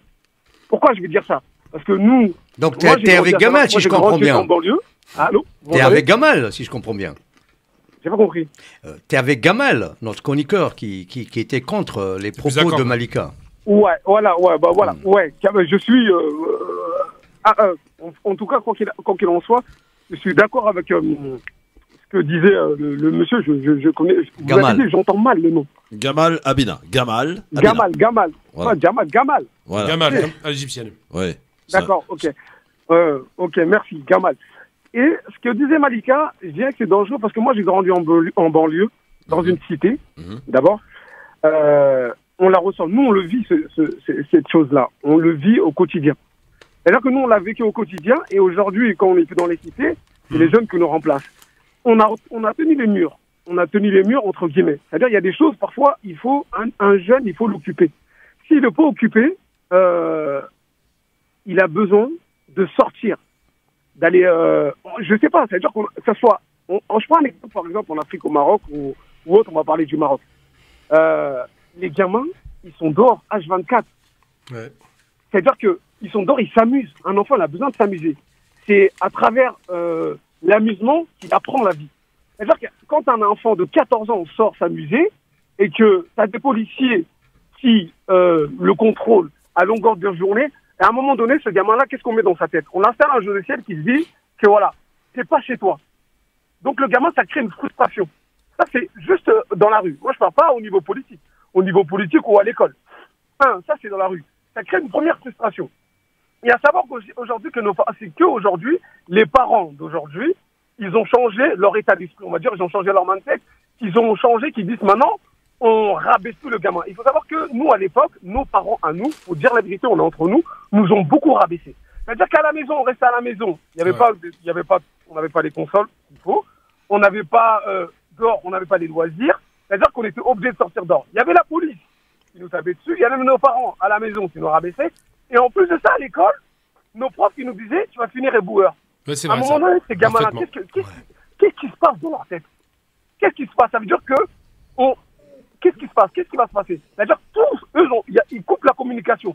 Parce que depuis qu'ils sont jeunes, on leur bassine dans leur tête, tu vas pas y arriver, on va te contrôler au faciès. Je dis pas les insultes en tout cas, ceux qui sont déjà fait contrôler par la police, oui, on connaît ça. Ils savent. Voilà, on connaît les insultes. Bien sûr. Discrètement. Encore heureux aujourd'hui qu'il y a les caméras, parce que s'il n'y avait pas les caméras, c'était la débandade. Nous, on n'a pas connu, malheureusement, pas connu le temps des iPhones, etc. Ça veut dire qu'on s'est fait tabasser. Moi-même, je me suis fait tabasser. Il y a un ami qui s'est fait casser un bras, etc. C'est-à-dire ce gamin-là, quand il a tout ça dans sa tête, tu le laisses dehors. Tu le laisses dehors. Mais là, je dis pas, comment dire ça? Je ne justifie pas. Je ne conçois pas qu'il y a de la violence. Mais en tout cas, qu'est-ce qu'un enfant? Ça reste un enfant aujourd'hui. Pour moi, aujourd'hui, en France, un adulte, quand il devient adulte, c'est à 23 ans. En dessous de 23 ans, pour moi, tu restes un enfant. Tu vois. Moi, j'étais dans un club de foot en tant qu'éducateur. Et je peux vous le dire, en dessous de 23 ans, les enfants, les enfants, mais c'est encore des enfants. Il faut vraiment, c'est à l'âge de 25 ans qu'on commence à avoir dans les cités de la maturité. Je dis pas qu'ils sont moins intelligents. Je dis qu'en tout cas, avec l'exclusion, avec tout ce qui se passe, avec la police qui m'attaque et les parents à l'époque qui a rabaissé qu'aujourd'hui, qu'ils ont changé leur état d'esprit, qu'on commence à valoriser nos enfants. Parce qu'à l'époque, on les valorisait pas parce que nous aussi, nos parents, on leur a pas appris. Abdoulaye, moi j'ai deux questions à te poser. J'ai deux questions à te poser. Tu fais quoi aujourd'hui dans la vie, Abdoulaye? J'ai pas entendu. Tu fais quoi comme travail aujourd'hui? Moi, j'ai ma société. Dans le transport. D'accord. Et tu as des enfants? Ouais, j'ai 4 enfants. 4 enfants. Ils sont à l'école, évidemment. Oui. Et tu espères quoi pour eux? Le meilleur. Donc, c'est quoi le meilleur pour toi? Pour moi, déjà, ils vont choisir ce qu'ils vont choisir. Mais pour moi, j'espère que j'aurai un avocat, un médecin, etc. Après, pourquoi pas dans la politique, parce que j'ai fait aussi un peu de politique. Mais pour moi, je leur souhaite le meilleur. Après, il y en a. Comme tous les parents. Très bien. Non, mais c'est parfait. Merci beaucoup, Abdoulaye. Tu as répondu à beaucoup de questions aujourd'hui. Et même s'il faut l'entendre, parce que c'est vrai que ce sont des explications. Et c'est vrai qu'alors beaucoup de gens qui parlent des banlieues sans y avoir jamais mis les pieds, c'est très énervant aussi. Il faut le vivre. Il faut être au quotidien, effectivement, dans la peau de ces jeunes. Mais il faut dire aussi, on va pas se leurrer, Abdoulaye. On va pas se mentir. Il y a aussi des jeunes aujourd'hui qui sont abandonnés et à la maison et à l'école et qui se retrouvent à faire de l'argent facile et qu'aujourd'hui de trouver du travail, j'allais dire aller travailler 8 heures par jour pour un mec qui va gagner je sais pas des milliers d'euros en vendant du shit, c'est très compliqué. C'est Christophe. Non mais c'est la réalité, faut le dire. Christophe, faut le dire. On gagne plus de prison que d'euros avec le shit. Non mais d'accord, mais je veux dire, ça voilà. n'existe pas. Écoutez, je vais le dire aux auditeurs. Ça n'existe pas l'argent facile. C'est une organisation pour vendre du cannabis. C'est une organisation. Ah oui, non, mais je suis d'accord. Oui, absolument. Il faut voir les épaules solides.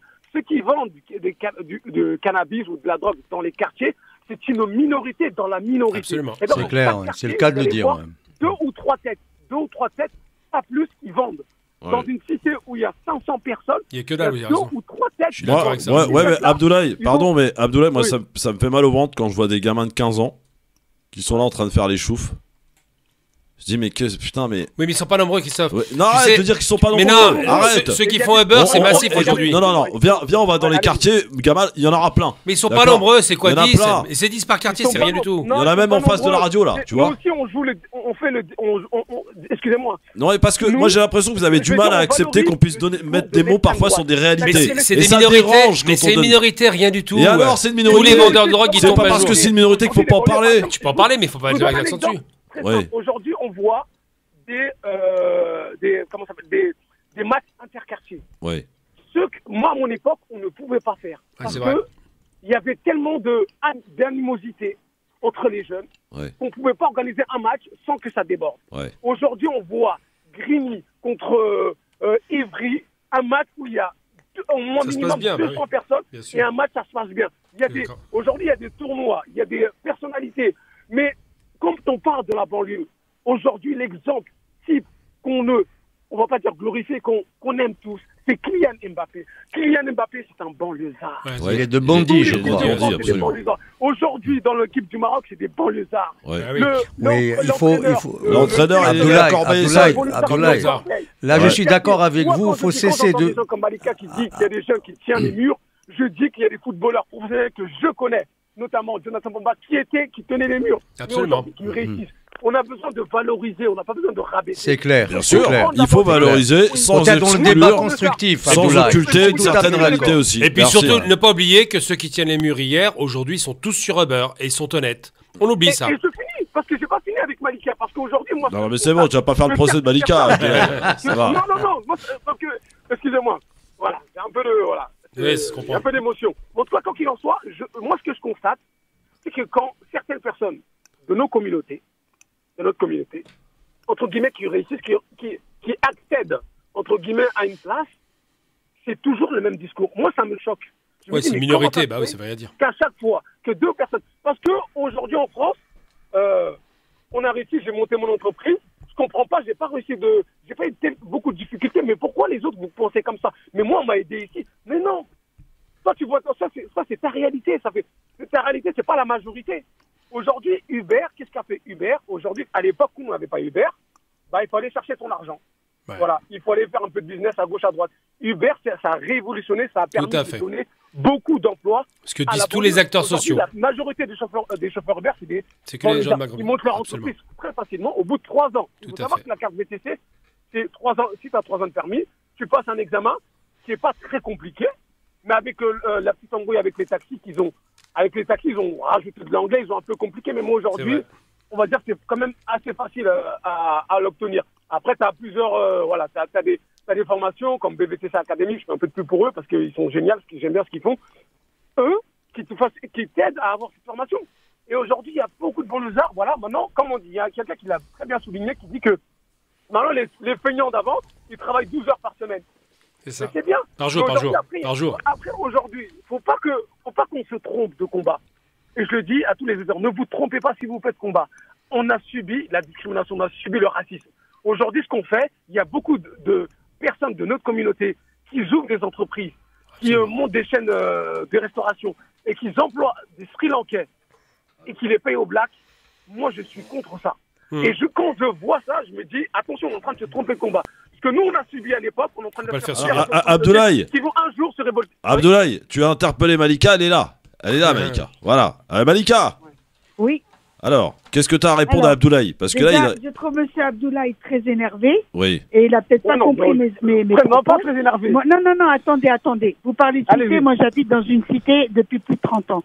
Donc déjà, je sais de quoi vous parlez. J'ai pas dit que les jeunes qui tiennent les murs ne sont pas devenus. Je parle des jeunes de maintenant. Votre génération à vous, elle est différente de la génération d'aujourd'hui. À un moment, il faut juste accepter les mots.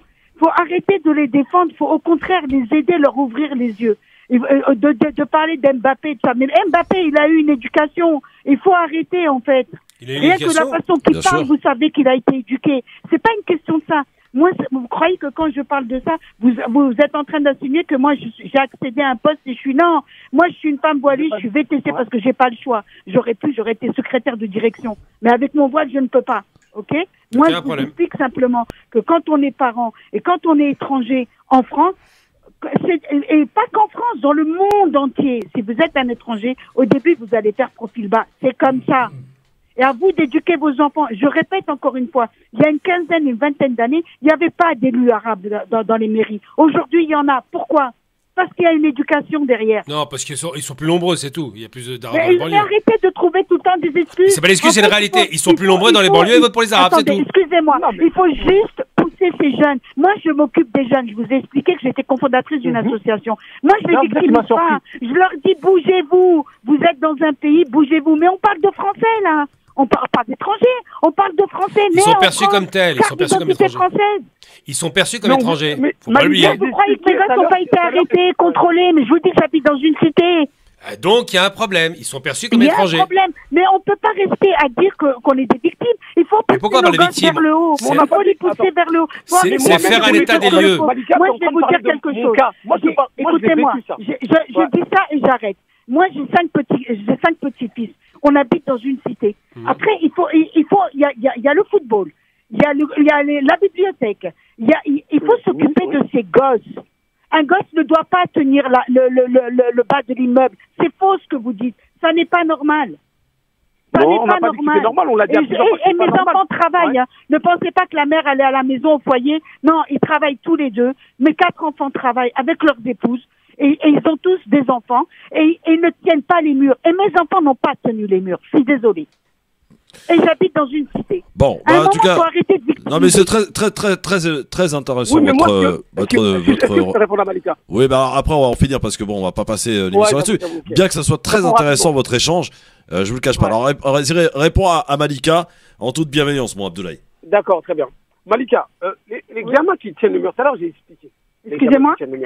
Il y a cette frustration de ne pas pouvoir faire ce que tu as envie de faire. Bien sûr, je le dis et je le répète, moi, la manière dont il faut les aider, il ne faut surtout pas les stigmatiser. Il ne faut surtout pas montrer pourquoi ils tiennent le mur. Parce qu'on, comme je dis, on valorise le discours du RN. Moi, à mon époque, j'aurais aimé avoir un grand frère qui vienne me voir avec bienveillance. Vous avez quel âge, tu n'as rien à faire en bas du bâtiment, rentre chez toi. Maintenant, qu'est-ce qu'on peut faire? Vous avez dit, il y a plusieurs élus. Qu'est-ce qu'on peut faire? On peut trouver, mettre des process en place qui leur permettent déjà d'avoir des loisirs au sein de leur ville, parce que ça commence par les élus. Vous avez dit, il y a beaucoup d'élus, ça commence par là. Mais il y a beaucoup... Bienvenue à vous sur France Maghreb 2 dans le LGF. Quelle émission aujourd'hui, c'est magique. Je vais dire, Christophe, un truc pour que les gens comprennent bien, parce que je veux bien tout entendre sur le racisme et sur le fait que ça existe, mais c'est pas grave. Non, je suis en train de finaliser un livre que j'écris sur un parcours personnel. Je vous donne un exemple très concret de ce parcours. À l'époque, j'avais un bac+2. Avec mes copains, on était tous diplômés. Pas nombreux, évidemment, à l'époque, puisque notre génération n'avait pas tellement d'universitaires. Et j'avais une formation de compta-gestion. Donc, possibilité de devenir comptable ou être comptable. J'étais sur 4 agences d'intérim à Paris différentes, parce que j'étais parisien à l'époque. 4 agences d'intérim. Les 4 m'ont répondu la même chose. Non, monsieur, c'est fini, on ne prend pas les hommes en comptabilité et gestion, on prend les femmes. Ok, j'envoie un copain à moi, un Européen. Les 4 agences d'intérim lui ont filé tous un emploi ou des promesses d'emploi, immédiatement. CQFD, le bougnoul n'avait pas le droit de gérer l'argent du français. Voilà ce que j'ai vu. Et à ce moment-là, j'ai compris que j'ai pas arrêté d'envoyer des CV, jamais de réponse, toujours des réponses négatives, rarement d'ailleurs la réponse, mais négative. Et qu'est-ce que j'ai fait après? Je dis, bon, bah, mon père m'a dit, qui était chef d'entreprise, ne mendie pas ton travail, et c'est là où je vais être positif. Ne bandis pas ton travail des gens qui, les décideurs, les recruteurs sont des racistes. Travaille pour toi-même, travaille pour ton compte, sois ton patron. Et donc j'encourage toute la jeunesse de banlieue, comme les systèmes Uber, à créer leur emploi et à arrêter de mendier à des gens qui vont vous faire des histoires parce qu'il y a ou des racistes ou des réflexes racistes, généralisés malheureusement. D'ailleurs, vous savez le département où il y a le plus de création d'entreprises? Dans le 93. Voilà. Je sais. Donc finalement, ton appel a été entendu. Avant moi, il était entendu, évidemment, puisque la révolution, alors c'est un truc qui est quand même grave. Uber est une révolution parce que les gens peuvent travailler assez rapidement. Oui. Il faut dire de Sarkozy... un peu dramatique quand même. Hein. Comment? Oui, conditions dramatiques, mais ils travaillent. Ils pensent qu'à ça, les jeunes travailler. Ils appellent ça l'argent halal. De Macron, merci quoi. C'est pas Macron, c'est Sarkozy. Mais oui, non, mais d'accord, mais bon. Non, voilà, mais au départ, c'est Sarkozy. Mais c'est un libéral. Oui, je suis d'accord, mais les acteurs sociaux de gauche que je connais, de gauche, pas de droite, hein, qui me parlaient, m'ont dit on déplore de devoir le dire, mais c'est vrai que Uber nous a retiré une pression considérable, alors que les conditions d'emploi sont dégueulasses, alors qu'ils sont rémunérés au lance-pierre, mais au moins ils travaillent ces jeunes, parce qu'ils ne pensent qu'à ça. On peut pas dire qu'ils veulent les murs, c'est pareil, personne ne tient à être sur les murs, et aucun parent ne veut le mal pour ses enfants. Bon, il y a Papy Méziane qui nous attend. Avec plaisir. Bonjour Méziane. Bonjour. Salam alaikum les amis. Salut Méziane. Vous allez bien? Très très bien, et vous? Depuis la victoire, ça va bien. Ça va. Bon, qu'est-ce qu'il y a Méziane? Je voudrais d'abord saluer l'équipe de football de Maroc. Tout à fait. Je leur dis félicitations. Et j'espère qu'ils vont arriver être des champions du monde. On l'espère aussi. Là, je vous dis pas le merdier. ça va être le 14 juillet tous les jours. C'est pire que l'indépendance. Hein? Au moins pendant un mois, on va dire. Là, ça va chauffer, là, ça va. Même l'Algérie, ils ont chanté, dansé et tout, attention. Hein. Oui, mais on est au courant. Maghreb uni, hein, qu'on le veuille ou pas. Hein. C'est clair. On parle déjà de l'humain sportif. Oui. Voilà. Maintenant, à propos des bagarres, là, des machins, des casseurs, des trucs comme ça. Et je crois qu'il faut quand même penser qu'il peut y avoir des intrus Absolument. Dans ce genre de manifestation. Après, tout est possible. Pour discréditer les Arabes, il suffit qu'il y ait 2 ou 3 abrutis qui sont un peu bourrés et puis qu'on leur dit vas-y, fais un truc, manipuler, et puis ils vont le faire, et puis après ça enclenche toute une ambiance. Hein. Merci Méziane, merci à toi. Attends, Christophe, dis donc. Sinon, par rapport à l'instruction, à l'école, au diplôme, au racisme et tout ça, bien sûr, le racisme, il existe partout. Même dans nos pays, d'une région à une autre, il peut y avoir une sorte de racisme. Ça existe partout.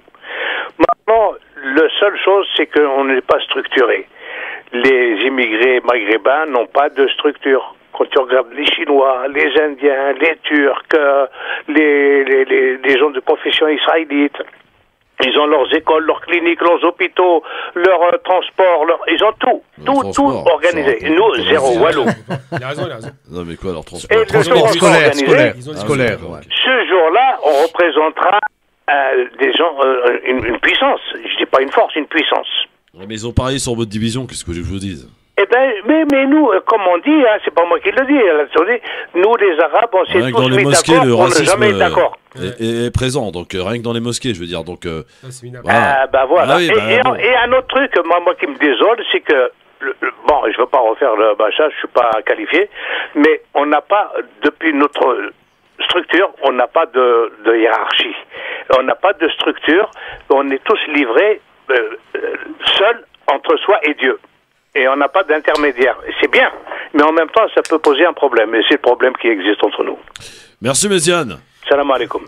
À bientôt, Méziane. Au revoir, Méziane. Une petite phrase de qui? Ashraf Hakimi, juste pour un petit peu oui. Jusqu'à présent, nous n'avons rien fait. Et notre objectif maintenant est d'atteindre la finale de la Coupe du Monde et de changer la mentalité des Arabes et des Africains. Nous ferons l'impossible. Nous sommes au nom de notre continent et pas de notre pays. Respect, voilà ce que c'est. Merci, Ashraf. Allez, ça mérite de la pub. À tout de suite pour la suite. Il passait vite aujourd'hui. Incroyable. C'est presque fini. Presque. Mais demain, on met le couvert. Demain, je serai seul avec vous. Voilà. Seul en scène.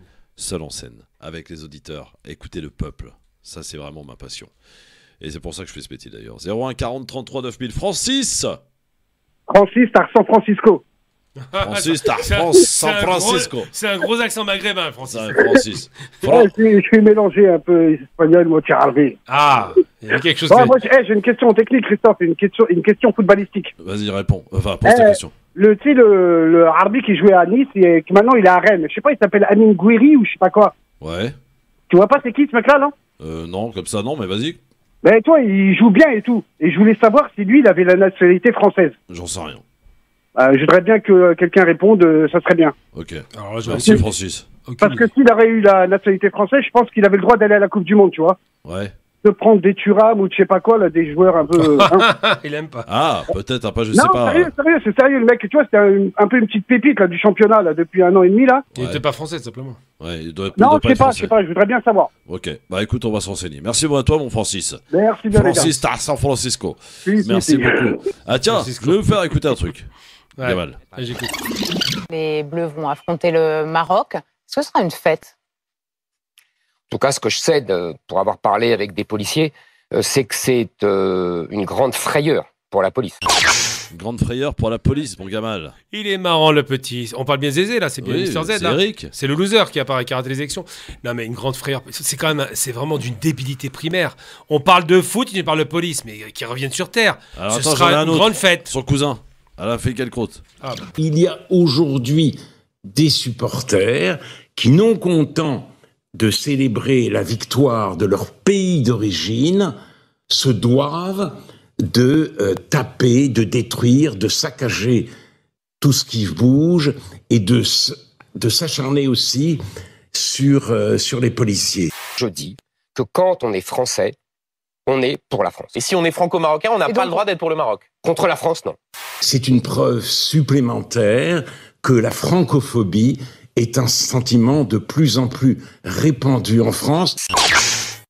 Voilà, un petit condensé. Hein. Oui, bon, est-ce qu'on doit rappeler à M. Finkielkraut, qui n'est donc pas français d'origine avec son nom, très germain pour le coup, est-ce qu'on doit lui rappeler à M. Finkielkraut qu'il y a quelques années, il considérait qu'il fallait avoir une haine des Français? C'est bien le même qui disait ça, je crois. Évidemment, quand on rentre dans l'Académie française, on ne peut plus dire ça. Ces deux personnes-là ont un problème d'identité profond et expliquent qu'il faut absolument aimer de façon inconditionnelle le pays dans lequel tu évolues et ne pas aimer un pays outsider qui a une belle équipe et qui surprend. On peut aimer l'équipe de France quand elle joue bien, il n'y a pas de problème, mais on peut aimer un pays du Sud parce qu'on considère que c'est un défi et que le défi est beau à voir. Est-ce que tu peux faire la paix avec Eric? Avec qui? Eric Zemmour. Ah bien sûr, si je le massacre sur le plateau. plateau. Est-ce que vous pourriez chanter ensemble ceci? Allez, Eric, je crois que tu vas mal en fait. Ah, il parle plus l'arabe, son père parlait l'arabe, mais lui parle pas l'arabe. Ça doit être ça. Donc Mabrouk, ça va être dur à dire.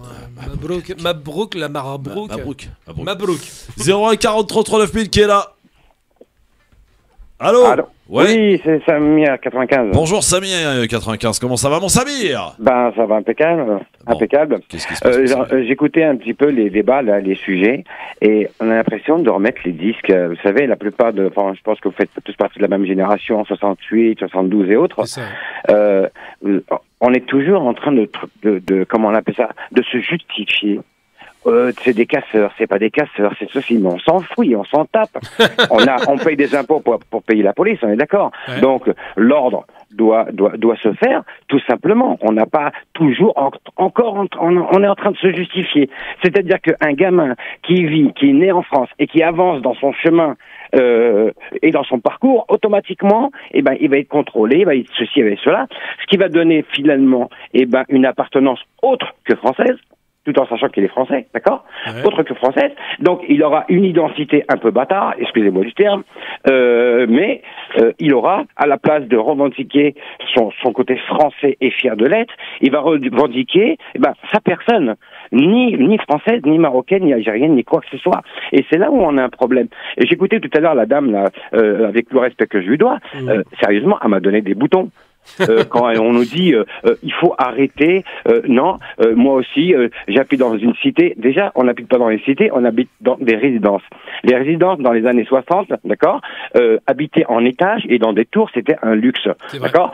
Sauf que l'état où ils sont aujourd'hui, c'est que les entretiens n'ont pas été faits, ils ont été laissés plus ou moins à l'abandon. C'est pour ça qu'aujourd'hui on appelle ça des cités, alors que ça n'a jamais été des. Moi je connais des endroits, on n'appelle pas ça des cités, on appelle ça des résidences. Ouais. Donc ça c'est une chose. Ensuite, on est en train de justifier, oui, mais les petits, il y a Uber, il y a ceci. Non, non, non. En 2008, il y a une crise financière, d'accord, qui a contraint les entreprises à prendre du qualitatif pour les employés. C'est-à-dire que on s'en foutait qu'ils soient blancs, qu'ils soient noirs, qu'ils soient black. On veut des qualités. C'est-à-dire que aujourd'hui, la crise a permis à beaucoup de personnes d'origine à postuler à des grands postes et à des postes qui étaient vacants, non pas par piston, mais par qualité. Et les entreprises étaient obligées, sauf une parenthèse, les entreprises américaines, les entreprises étrangères qui n'ont pas eu besoin de Sarkozy pour pouvoir dire on va embaucher la minorité visible. Non, on n'a pas eu besoin de ça. Les Américains et les autres sociétés allemandes et autres, ils embauchent des gens sur leur CV. Ils s'en foutent de leur tête, ils veulent des gens de qualité. Et de là, on a pu retrouver c'est pas le même logiciel, c'est vrai. Dans les postes. Et à chaque fois, on est en train de... Moi, je vais vous dire, aujourd'hui, un casseur... Eh ben, dans la logique, c'est un casseur. Et la loi, elle doit... J'ai pas à me justifier pourquoi il casse et pourquoi... Mais j'en ai rien à foutre, moi, pourquoi il casse. Et celui qui va vendre du shit, j'en ai rien à foutre, celui qui va vendre du shit. C'est pas mon problème. Vous comprenez? Il faut pas rentrer dans le piège. On doit se justifier. Oh, vous savez, moi, je porte le voile.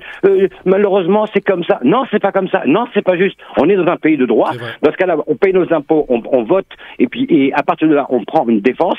Je suis énervé parce que ça me gonfle. Et ça fait 40 ans qu'on écoute ce même discours. Donc tous ceux qui n'ont pas un discours social et qui ne défendent pas la cause de droit, je pense qu'il est préférable de fermer leur bouche et qu'on puisse vraiment avancer avec des gens, on va dire, avec un peu comme vous, qui a un débat relativement large où on peut trouver un abcès. L'abcès, on l'a trouvé. Bon, Samir, tu reviens demain? Samir, tu reviens demain? Avec plaisir, d'ailleurs. Ce sera avec plaisir, mon Samir, pour remettre le débat sur la table. Merci, mon Samir, en tout cas. Et à bientôt. Bon. Il y a quand même une chose à dire par rapport à ce qu'il a dit. Moi, j'ai une détestation totale pour Nicolas Sarkozy, mais il y a une chose qu'on peut lui accorder. Il a au moins fait une bonne chose. C'est l'auto-entreprise. Ça, là-dessus, c'est au moins c'est la seule chose. Nicolas Sarkozy ou Paul Bismuth? Parce qu'il faut savoir. Bismuth, un des deux. Mais il a fait l'auto-entreprise qui a permis d'ouvrir la voie à la création d'entreprise assez spontanée. Bon, mon Smaïn, ça va? Ouais, très bien, Christophe. T'as passé une belle émission? Ouais, ça va dans l'ensemble. Alors, donc, Smaïn, mercredi, tu vas soutenir qui? Bah, écoute, c'est un dilemme. Bah, quoi, un dilemme? Bah, écoute, il y a ma fille qui est aux aguets, elle me dit qu'il faut supporter la France. Oui. Donc là, je ne sais pas si je vais le faire en catimini pour le Maroc. Ah ouais. Mais bon, je te pose pas la question, je connais la réponse. Maghreb, vive le Maroc qui passe en finale. Non, mais je vais terminer.